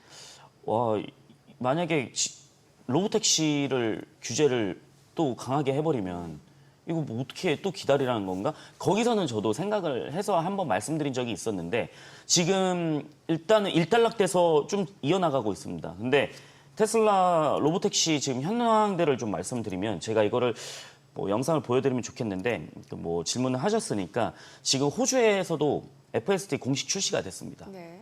그리고 미국에서 텍사스에서는 그 지오펜스가 좀 계속 확장이 되고 있거든요. 지금 웨이모랑 경쟁을 하고 있는데 웨이모가 확장한 속도보다는 몇 배가 빠릅니다. 지금. 그러면 보이진 않지만 지금 기사화는 되고 있진 않지만 잘 되고 있다라고 생각을 하고 있고 그다음에 캘리포니아 쪽이랑 또 다른 지역까지 확장이 된다라고 하면은 저는 이거는 상대가 안 된다고 생각하거든요. 왜냐면 웨이모랑 그다음에 로보택시 웨이모랑 5세대랑 테슬라 모델 3 그다음에 초기 런칭하는 그 차량이랑 그다음에 웨이모 6세대랑 그다음에 사이버캡이라는 그 기준을 봤을 때 이거는 아크 인베스트먼트에서 그 보내준 자료거든요. 근데 예.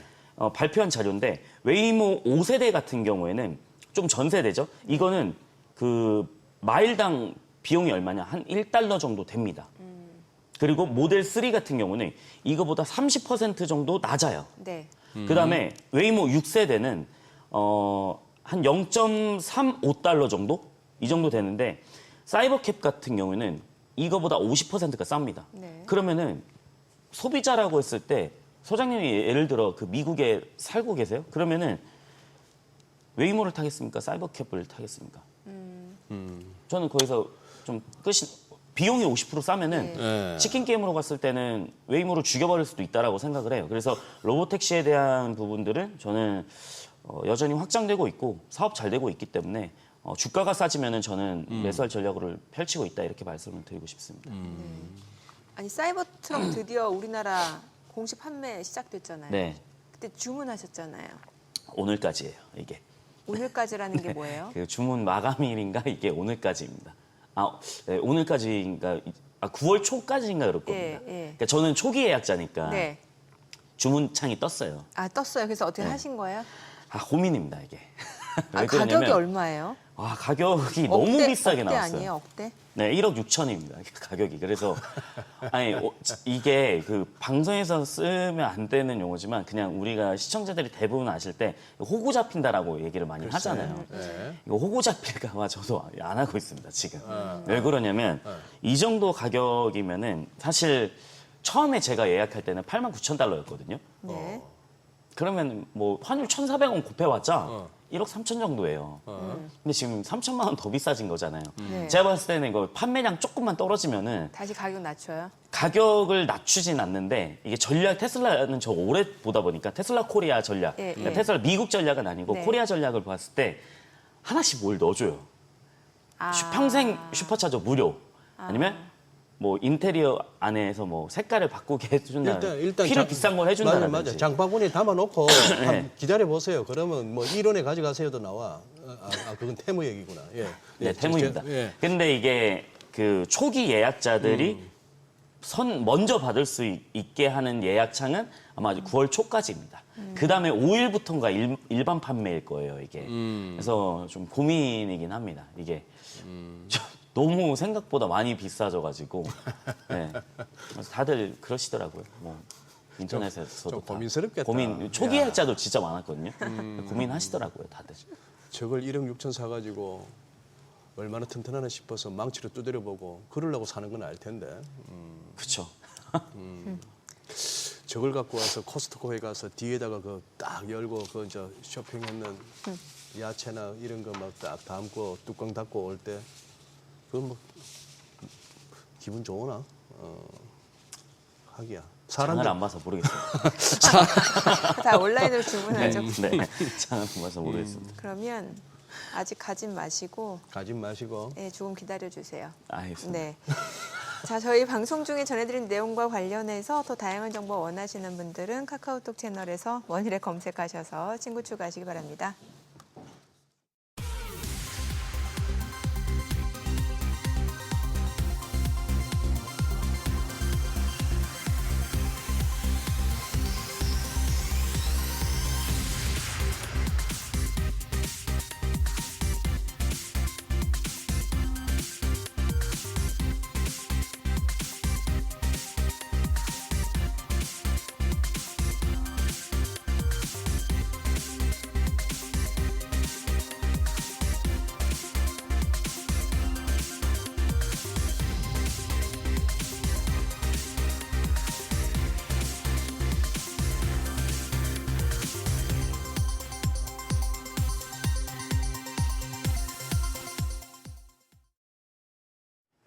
이 시각 시황입니다. 오늘 예상했던 대로 양 지수 모두 하락세 보여주고 있습니다.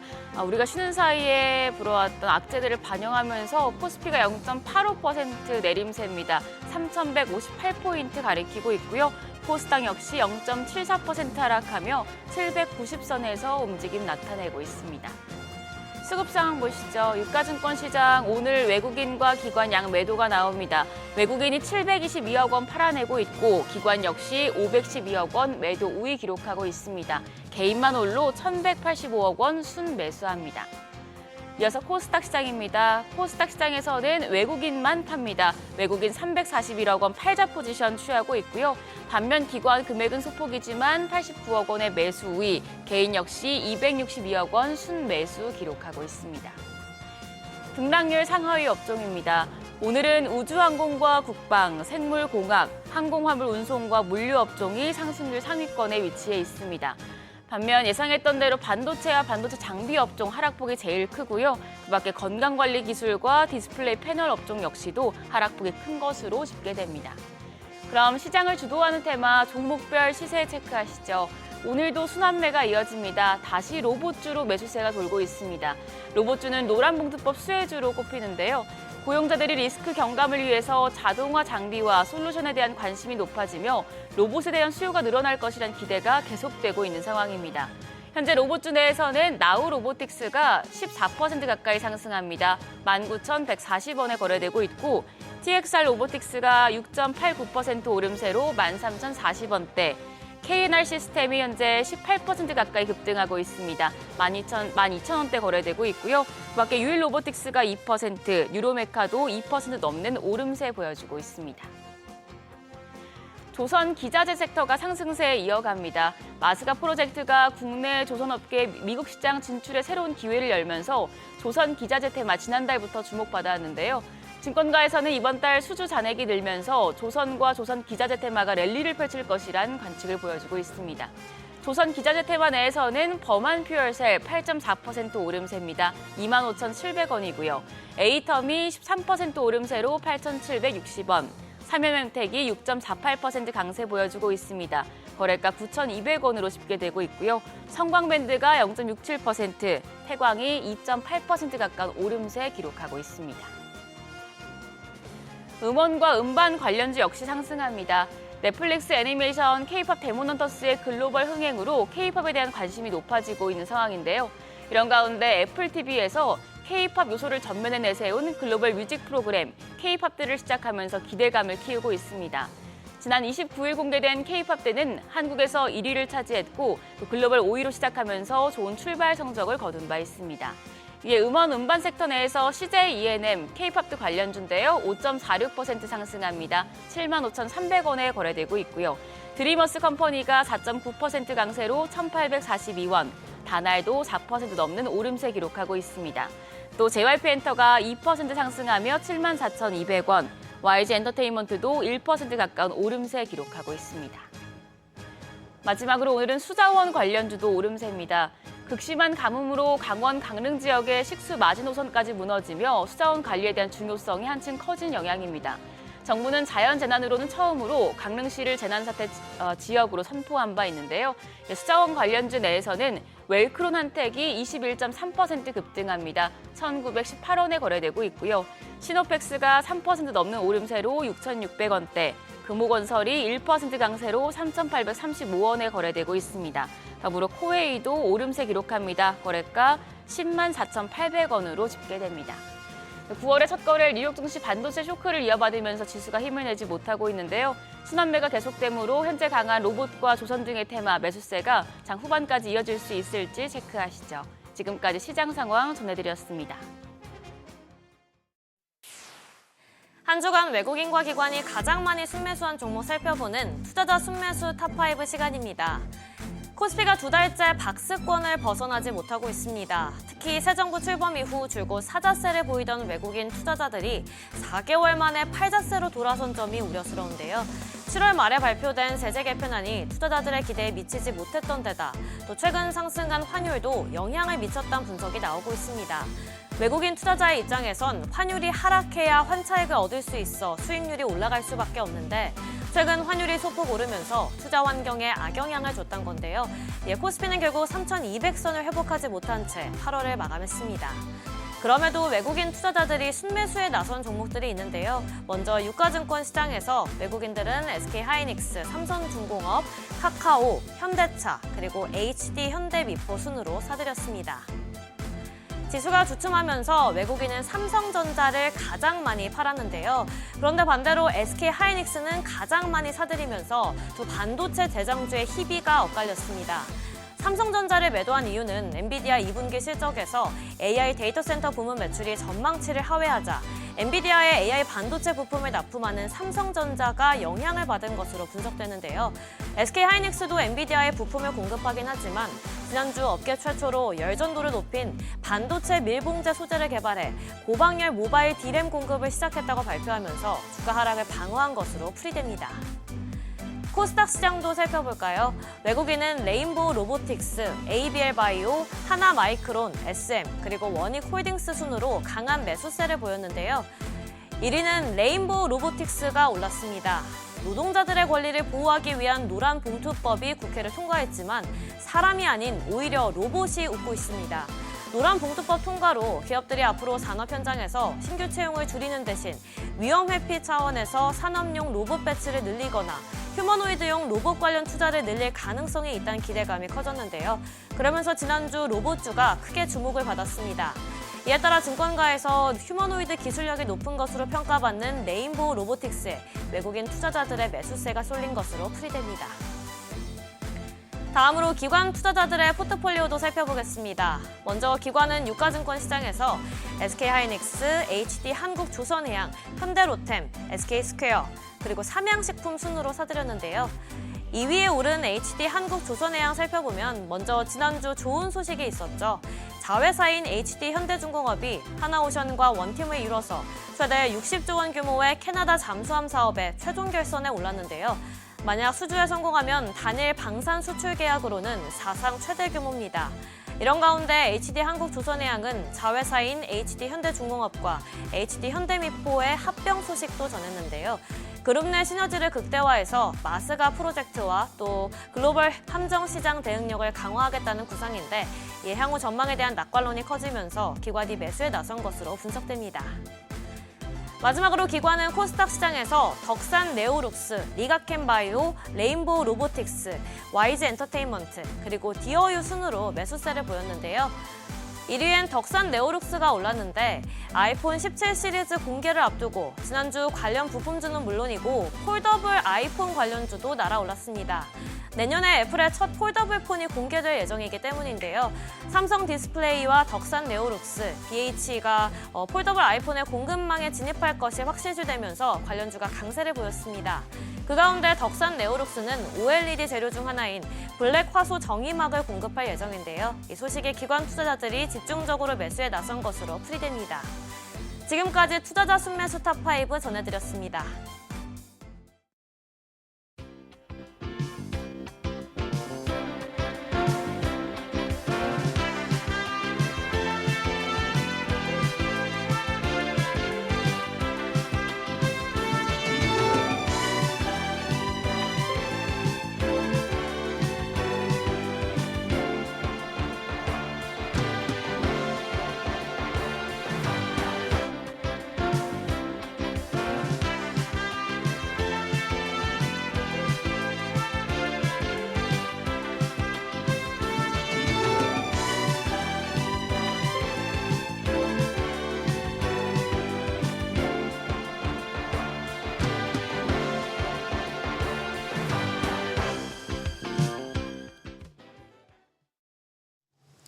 네, 오늘 하우머니 시간 앞서 이제 한용희 수석 연구원과 좀 이야기 나눠보고 있었는데 계속해서 좀 특징, 산업 보고서까지 네. 좀 짚어보는 시간 가져보도록 하겠습니다. 예.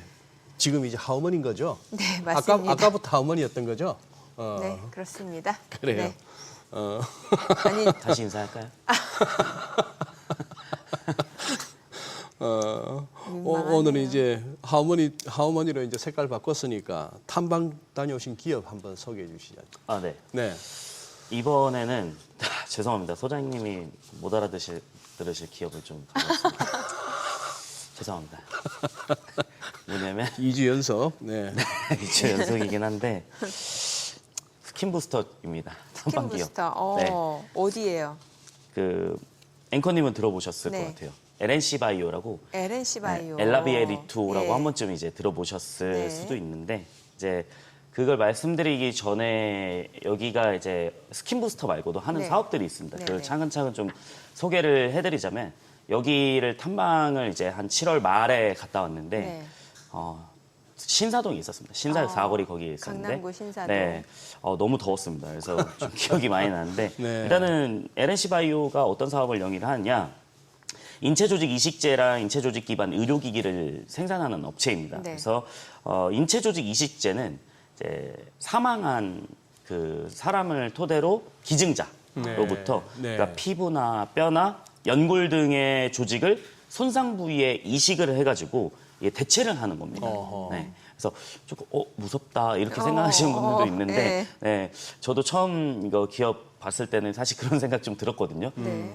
사망한 사람 거를 이식한다라는 것 자체가. 근데 그게 또 필요한 데가 있으니까 이렇게 이식제가 좀 활용이 되는 거고.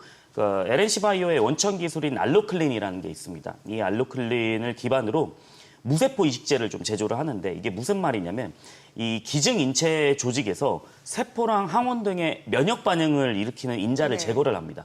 왜냐하면 그 우리가 서로 뭐 기증을 하더라도 네, 네. 뭐 신장 이식을 하더라도 면역 반응이 있을 수도 있잖아요. 그렇죠. 서로 몸이 다르다 보니까. 네네. 그러면은 그래서 혈액형끼리 좀 맞춰서 하는 건데 그래도 면역 반응을 일으킬 수 있다 보니까 이런 인자를 일단 제거를 합니다. 그다음에 이식 과정에서 이 면역에 대한 반응을 좀 최소화하는 게 이 기술인데, 이 알로클린 기술인데 LNC 바이오는 국내 피부 이식제 시장에서 시행 점유율 1등입니다. 네. 그리고 뭐 두께, 사이즈, 모양 모두 고객 맞춤형으로 커스터마이징이 가능하기 때문에 높은 시장 지위 확보를 좀 할 수 있었다라고 말씀을 드리겠고요.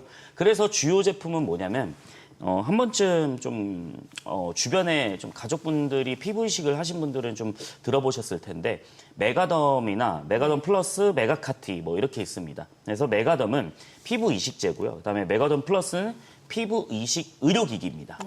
그다음에 어허. 메가카티는 뭐냐면 좀 나이 드신 분들 퇴행성 관절염. 예, 예. 네, 여기. 그래서 치료 의료기기인데 그러니까 최근에 그 피부 이식제가 좀 많이 어디서 쓰이냐면 그 유방암 걸리신 분들. 재건할 네, 때. 유방 재건술을 할 때 이게 많이 쓰이기는 하는데 왜 그러냐면 이걸 설명을 드리자면 15년도에 국내에서 유방 재건 수술이 이제 건강보험 대상에 등록이 됐습니다. 예. 그럼 이제 보험 적용이 된다라는 거죠. 그럼 내가 많은 돈을 들이지 않고도 비급여가 아니고 급여로 네. 이제 이동을 하는 거거든요.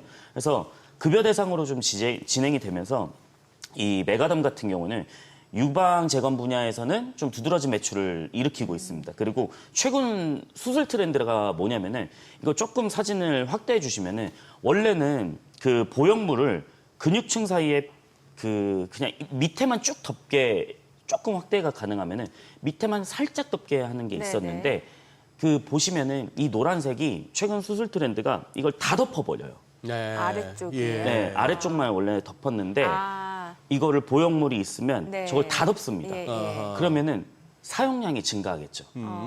그러면 매출도 늘어난다는 네, 거예요. 네. 이 사용량이 2배에서 2.5배 정도 증가를 하거든요. 네. 그래서 LNC 바이오는 상장 이후 연평균 한 16.5%의 성장률을 좀 보이고 있고요.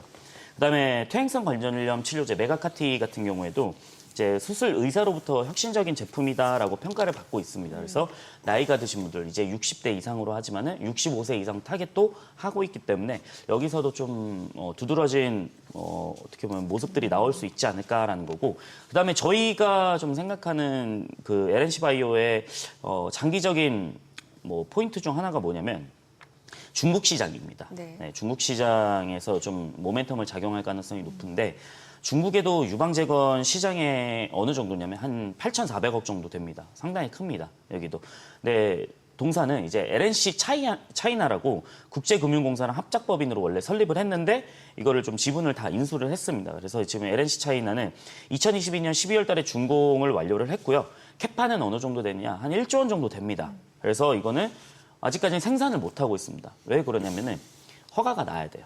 허가가 나야지 생산을 시작할 텐데 중국 정부의 생산 승인을 좀 기다리고 있는 상태다라고 말씀을 드리겠고 그래서 생산 승인 시점은 한 지금으로부터 한 1년 뒤일쯤일 것 같습니다. 그래서 본격적인 매출은 2027년도인데 그래서 LNC 바이오는 아마 2026년부터 그것에 대한 좀 모멘텀이 작용할 가능성이 높다라고 생각을 하고 있고요. 그다음에 2025년 1월 달에 피부이식제 의료기기 메가덤 플러스가 중국 NMPA를 허가를 획득했습니다. 그래서 올 하반기부터 본격적인 매출이 발생할 것으로 좀 기대를 하고 있고요. 그다음에 경쟁사들이 좀 문제가 많았어요. 중국 내에서. 그래서 LNC 바이오가 좀 투자 포인트가 되는 게 뭐냐면 그 중국에서 불법 시체로 이거 아우. 피부 이식을 하다가 영업 정지를 당했습니다. 경쟁사들이. 근데 이걸 회복을 하려면 2년에서 3년 정도 소요될 가능성이 굉장히 높아요. 네. 그 틈에 LNC 바이오가 좀 어떻게 보면 들어갈 수 있는 기회를 생긴 거죠. 왜냐? 불법 시체는 이건 이미지 타격이 네, 엄청 크잖아요. 그렇죠. 그래서 LNC 바이오는 여기서 좀 포인트를 잡을 수 있다라고 생각을 하고 있고요. 그다음에 엘라비에 리토를 좀 설명을 드리자면 이제부터 엘라비에 리토는 저희 연구원들이랑 이거 제목을 좀 지을 때 이거 어떻게 지을까라는 생각을 했는데 엘라비에 리토 마케팅만 잘 되면 제2의 리쥬란이 될 수도 있지 않을까 이런 생각을 좀 했어요. 네, 왜 그러냐면 성분이 좀, 그러니까 구조가 좀 비슷한 거거든요. 그러니까 리쥬란 같은 경우는 이제 PDRN을 피부 진피층에 주사를 하면서 콜라겐 생성을 유도를 합니다. 근데 렐라비에 리투오는 직접적으로 이제 ECM 제조 성분이 있기 때문에 콜라겐을 직접 주입을 하는 거예요. 저 얼굴에다 찌르는 거예요? 네, 주사를 찌르는 겁니다. 어. 네, 이게 휴메딕스한테도 판매를 하고 있기 때문에 휴메딕스 유통망이나 마케팅을 통해서도 판매가 되고 있는데 최근에 강남의 성형외과들 한번 가보시면 엘라베이리투가 하나씩 등장하는 것들을 보실 수가 있습니다. 그래서 콜라겐을 직접 주입하는 성분이기 때문에 아마 효과는 더 크다라고 생각을 하고 있고요. 이게 재생 기간 동안에는 원래 좀 기다려야 되지만 그 리쥬라는 한 번 맞으면 이게 그 엠보라고 해가지고 또또또 이렇게 화장지 엠보처럼 이렇게 나옵니다. 얼굴이 네, 주사 맞아요. 맞아가지고 예, 주사를 하기 때문에. 근데 이거는 그 ECM 직접 콜라겐 주사를 하는 거기 때문에 다른 스킨 부스터 대비해서 효과가 좀 빠르거든요. 네, 그래서 나중에 관심 있으시면 네. 한번 맞아보셔도 저도 생각이 있고요. 그래서 그러니까 다운타임이 되게 줄어드는 네, 거예요. 맞습니다. 네. 그래서 그 리투오는 또 기업 그 LNC 바이오한테 장점이 뭐냐면 생산 비용 외에 추가 비용이 크지 않아서 마진율이 한 50% 정도 됩니다. 그래서 고마진 제품이기 때문에 저희가 생각했을 때 2025년 매출에 한 900억 이상 달성할 것으로 보고 있고요. 저 한 번 맞는데 얼마길래요? 그거는 이제 병원마다 다릅니다. 병원마다 달라요? 네. 대충? 병원마다 책정하는 가격이 다 다르기 때문에 얼추?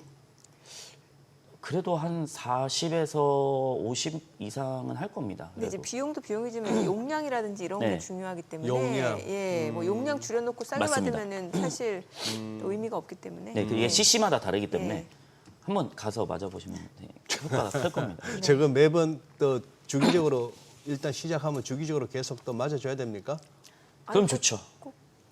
그러니까 보톡스처럼 그런 건 아니라서. 아, 그래도 이제 효과가 떨어지는 게 있기 때문에 콜라겐이 또 이게 계속 주입을 해줘야지 계속 생성이 되고. 아파요? 맞을 때 아파요? 안 아픕니다.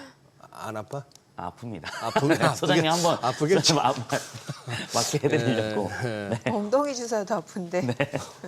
엉덩이 주사도 네, 아픈데. 피하 주사도 아픈데 안 아프겠습니까? 네, 정말 아픕니다. 아, 고통이 따르는구나. 네, 맞습니다. 자, 그래요. 그래서 네, 그래서 LNC 바이오는 이제 매출액 한 25년도 900억으로 보고 있고요. 네, 상반기 초보다는 하반기로 갈수록 영업이익률이 늘어나는 구조를 지금 갖고 있기 때문에 저는 그래서 오늘 같은 경우에는 이제 스킨 부스터 이제 LNC 바이오를 좀 소개해드렸다 이렇게 말씀드리겠습니다. 네, 이게 꼭 지금 매수하라는 네, 그런 건 아닙니다. 보고서가 네. 아니라 7월 말에 이제 탐방 다녀온 기업 네. 소개를 해주신 거고. 네, 맞습니다. 그래서 어때 좀 매력적으로 보이나요? 이 기업이 어때요? 저희는 단순히 이게 소개를 드리는데 사실 저희가 좀 더 저희 연구원들끼리 회의를 했을 네. 때 이게 LNC 바이오보다 휴메딕스가 좀 더 더. 매력 있다라고 예. 보고는 있습니다. 그래서 저희도 지금 휴메딕스 탐방을 좀 잡으려고 하거든요. 네네. 그래서 휴메딕스도 한번 갔다 오게 되면은 휴원스랑 이렇게 다 그룹사이기 때문에 네. 한번 저희가 갔다 오게 되면은 보고서로 한번 소개해드리고 휴메딕스가 있습니다. 휴원스 글로벌 쪽이에요. 네, 맞습니다. 그래서 휴로 이제 시작하기 어. 때문에 로고 보시면 비슷합니다. 예, 그래서 예. 그 휴원스 로고나 이렇게 다 예. 비슷하기 때문에 저희가 휴메딕스도 한번 탐방 갔다 오게 되면은 한번 소개해드리도록 하겠습니다. 지금 전화해서 잡고 있습니다. 더 기대가 되네요, 네. 그쪽이. 그래서 예. 스킨 부스터 쪽 한번 쭉 돌려고 하고 있습니다. 지금은. 네, 아, 좀 그래서 스킨 부스터. 네네. 이거는 뭐예요? 그러면 저 엘리베이터 탈 때마다 이렇게 광고 화면이 나와가지고 이 듀얼소닉 같은 거. 이건 뭐예요? 얼굴에 빙빙 그거 예. 빙빙이요? 얼굴에다 계속 이 문지르는 거 있잖아요. 아, 초음파. 네, 그거도 듀얼 뭐던데? 그 RF 방식이 있고요. 그다음에 그 하이프 방식이 있는데 최근에는 이제 가정용 의료기기는 출력이 좀 떨어지는데 네. 매일매일 관리를 할 수가 있기 때문에 네. 좀 그 피부과 맨날 갈 수는 없잖아요. 그거 그래서 한- 가정용에서 피부 케어 제품이라고 보시면 피부 됩니다. 케어 제품. 네, 이거는 이제 그 식약처 인증이나 이런 그 인증을 안 받아도 되고 그러니까 어느 정도 인증 받아야 되겠지만은 그러니까 의료기기처럼 깐깐하진 않다. 깐깐하진 않다. 네, 출력이 좀 낮기 때문에 대신 매일 관리하면서 이 노화 속도를 좀 늦춘다라고 보시면 될 것 같습니다. 그렇게 봐야 된다. 아니면은 피부과 갔다 왔을 때 출력 센 거 한 번 받으면 네. 잔잔한 걸로 계속 그 가정 내에서 이제 뭐 의료기기 이렇게 하면서 하면은 조금 더 효과를 오래 유지할 수 있다라고 병원에서 저도 들었습니다. 피부과 의사한테 들었습니다. 개인마다 차이가 있겠죠. 네네. 자, 산업 보고서 소개해 주셔야 되는데 어떤 기업인가요? 네, 오늘 저희가 네. 쓴 산업 보고서는 조금 어려울 수 있지만은 그 피지컬 AI, 피지컬 네. 로봇. 네, 로봇 쪽을 네. 좀 설명을 드리려고 하는데 이제 로봇하고 피지컬 AI는 그러면 좀 다른 겁니까? 굳이 용어를 연결된다고 보시면 돼요. 피지컬 AI 자체가 뭐냐면은 우리가 CES 2025에서 젠슨 왕이 언급을 했던 게 단계들이 있습니다. 네. LLM 모델, 뭐 비디오 모델, 그다음에 결국에는 어디까지 가야 되냐? 쭉 최종 목적지는 피지컬 AI입니다. 네. 피지컬 AI는 물리 세계에서 AI가 잘 작동할 수 있느냐 없느냐거든요. 근데 이게 굉장히 어려운 단계입니다. 그래서 아직까지 영상에서 이 물리적 환경을 만들려면 부자연스러운 게 있잖아요. 제가 여기서 물을 쫙 쏟았는데 AI가 이거를 학습하지 못해서 물이 원래는 이쪽 방향으로 쏟아져야 되는데 이쪽 방향으로 쏟아진다든지 그런 좀 어색한 것들이 있잖아요. 물리적으로. 근데 그거를 AI가 학습해서 실제 물리 환경과 동일하게 된다라고 하면은 로봇이라든지 스마트 공장이 알아서 이제 분류가 되는 거죠. 그래서 그것이 이제 피지컬 AI인데 저희가 제목을 좀 지었습니다. 이제 말뿐이 AI를 넘어가지고 이제 발로 뛰는 AI. 저희가 이제 발로 뛰지 않습니까? 탐방 다니면서. 네. 그래서 이거랑 좀 연결을 해서 이제 네. 지어봤는데 이제 발로 뛰는 AI는 저희가 생각했을 때는 이제 로봇이다라고 보는 거고요. 이제 한국도 AI 강국을 위해 가지고 이제 핵심 그 추경을 도입을 합니다. 그래서 2025년에는 추경을 한 420억 정도 투입을 하고요. 그다음에 9월달 이번 달에는 이제 국가 AI 전략위원회 컨트롤 타워를 맡습니다. 여기가. 그래서 제도적 기반을 마련을 하고요. 그다음에 원래는 피지컬 AI가 주로 이제 생성형 AI나 그 비디오를 만드는 AI에 원래는 일반적으로 여기서 머물렀다라고 하면은 피지컬 AI는 이제 센서가 인지를 하고 그다음에 AI가 판단을 하고 그다음에 액추에이터, 로봇에 들어가는 액추에이터가 실행을 하는 겁니다. 네. 그렇기 때문에 이런 학습 적용이 가능한 거거든요. 그래서 엔비디아 젠슨 왕이 언급한 시장 규모는 한 50조 달러 정도. 엄청나게 큰 거죠. 왜냐 공장에서만 이거 쓰더라도 예. 우리나라에서도 공장이 몇 개예요? 그럼 도입한다라고 하면은 상당히 높아질 수 있는 그 시장이 커질 가능성은 있는 거죠. 네. 그래서 현실적 뒷받침이 있다라는 거고요. 그래서 피지컬 AI 시장은 2025년에는 240억 달러에서 30년에는 1240억 달러까지 고성장을 합니다. 그래서 저희가 그 피지컬 AI에서 좀 수혜를 받을 기업은 어디냐라고 봤을 때는 SPG 쪽이다. 근데 SPG. 저희도 고민 많았어요. 최근에 로보티즈 주가 보시면은 네. 2배, 3배 막 이렇게 갔습니다. 네. 근데 과연 이 구간에서 물론 저희가 이 무조건 추천을 드리는 거는 아니지만은 그래도 좀 실적이 있는 종목들을 좀 소개를 해드려야 되지 않을까라는 생각들을 했었거든요. 근데 SPG가 시총이 지금 한 5,600억 정도 됩니다. 근데 매출액이 한 3,900억 정도 되고요. 그다음에 영업이익이 160억 정도로 로봇 내에서는 이익이 나올 수 있는 기업 중에 되게 희귀한 기업 중에 하나예요. 물론 이 액추에이터가 로봇에만 다 투입이 된다 그건 아닙니다. 왜냐면은 우리가 냉장고 이렇게 열 때 있잖아요. 거기도 액추에이터가 들어가거든요. 아, 네. 예. 근데 거기에 납품하는 것도 상당히 많습니다. SPG가. 근데 그거는 일단은 진입 장벽이 낮기 때문에 마진율이 좀 적은 거죠. 그래서 3,900억 하더라도 저는 그래도 기업 자체의 안전함을 좀 있어야 되기 때문에 지금 SPG는 160억 정도. 근데 2024년에는 123억 정도 나왔는데 이번 연도 컨센이 160억 정도면 계속 성장하고 있다라고 보여지고 있거든요. 그래서 저희가 봤을 때는 SPG는 그 일본의 아성을 무너뜨릴 수 있는 K 감속기 업체다라고 선정을 했습니다. 왜 그러냐면 원래 하모닉 드라이브 시스템즈 같은 경우는 일본에서 굉장히 잘 나가고 글로벌적으로도 여기 기술력은 최고야라고 해서 하모닉 드라이브를 많이 씁니다. 그래서 그 중국 업체들은 지금 많이 따라가고 있고 우리나라 업체도 지금 따라가고 있는데 휴머노이드 로봇에서도 이 감속기가 굉장히 중요하거든요. 왜냐? 물 건드려면은 이게 액추에이터나 감속기가 들어가야 되는데 이게 그냥 1kg짜리 들면은 뭐가 필요해요? 아까 하셨다시피 장 뭐 10kg, 20kg짜리 들면은 이 감속기나 액추에이터가 고성능이 필요한 거거든요. 그러면은 이 감속기가 로봇 원가에서 얼마를 차지하느냐? 한 30에서 40%를 차지합니다. 정도? 네. 어허. 많이 차지한 거예요. 그러니까 2차 전지로 치면은 양극재인 거죠. 네. 옛날에 보면은. 그래서 사실 정밀 감속기 수요가 빠르게 늘고 있기 때문에 저희가 봤을 때는 이제 피지컬 AI에서 SPG는 2025년에는 한 200에서 250억 정도 정밀 감속기 매출이 나올 것으로 예상을 하고 있고요. 내년에는 2배입니다. 400억 정도 예상을 하고 있습니다. 그래서 SPG는 앞으로 좀 수혜를 받을 가능성이 높기 때문에 저희가 이제 실적이 나오는 종목으로 좀 소개를 드렸다 이렇게 말씀을 드리겠습니다. 야, 이것도 텐베거에 한번 했구나. 코로나 때. 아니, 코로나 때가 아니고 그러고 나서 2020년, 21년 그 무렵에 들어가서 이걸 갖다가 이 랠리를 다 먹었다면 진짜 10배도 넘는데 2023년 9월까지 쭉 그때도 무슨 뭐 유동성 랠리 이외에 설명할 만한 그 뭐 그때 매출이나 이 회사 자체적인 재료가 있었나요, 그때? 그때도 뭐 로봇 관련해서는 로봇 관련해서 한번 뜰 때도 네, 안 맞아요. 있긴 네, 했지만 네. 근데 2022년도부터 원래 로봇 관련주들이 이렇게 쭉 올라갔거든요. 갔었죠. 왜냐면 그 레인보우 로보틱스 차트 맞아요, 보시면 됩니다. 맞아요. 그때가 대장이었습니다. 맞아. 예. 그다음에 두산 예. 로보틱스 보시면은 상장할 네. 때 보시면 이제 좀 답이 나옵니다. 그래서 그때 당시에 수혜가 어디냐, 뭐 SPG 감속기 있고, 그다음에 로보티즈, 뭐 에브리본 뭐 이런 것들 다 갔거든요. 로봇 청소기까지 갔거든요. 그때. 그래서 그 섹터 자체가 그때 과열이었다. 그렇게 보시면 될 것 같습니다. 섹터 자체. 근데 액추에이터 감속기 쪽 몇 군데 기업이 있잖아요. 많이 없습니다. 많이 없어요? 네, 많이 없습니다. 그래서 뭐 보통은 이제 협동 로봇, 네. 뭐 두산 로보틱스나 레인보우 로보틱스, 예. 그다음에 뉴로메카 예. 이렇게 있고요. 그다음에 뭐 휴림 로봇, 유진 로봇, 에브리본 뭐 이런 업체들은 뭐 그 물류 로봇이시나 아니면 이쪽이고, 그다음에 SBB 테크 네. 그 정도, 네, 어. 네 하이젠 RM 뭐 하이젠 이렇게 RM, 네, 네. 그 정도밖에 없는데 많이는 없습니다. 근데 그 SPG는 저도 예전에 그 매 연마다 한 3, 4월 달에 그 스마트 자동화 박람회가 있어요. 네. 코엑스에서 하는 거. 네. 그때마다 SPG는 좀 참여하거든요. 그래서 가보면은 그때 들었던 얘기로는 이제 레인보우 로보틱스에도 들어가고 있다라고 얘기를 들었습니다. 그래서 일단은 수요는 좀 있구나.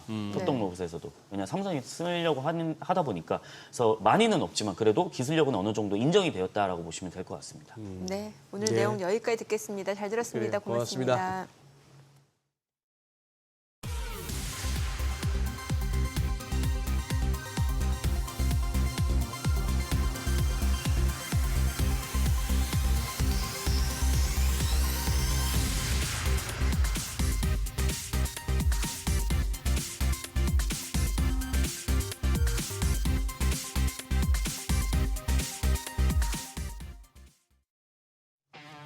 그래도 오늘 시장 낙폭을 좀 줄여냅니다. 지금 코스피가 3,170선까지 회복이 됐고 코스닥도 795까지 올라가네요. 예. 크게 봐서는 그냥 박스권 내 흐름이고 네.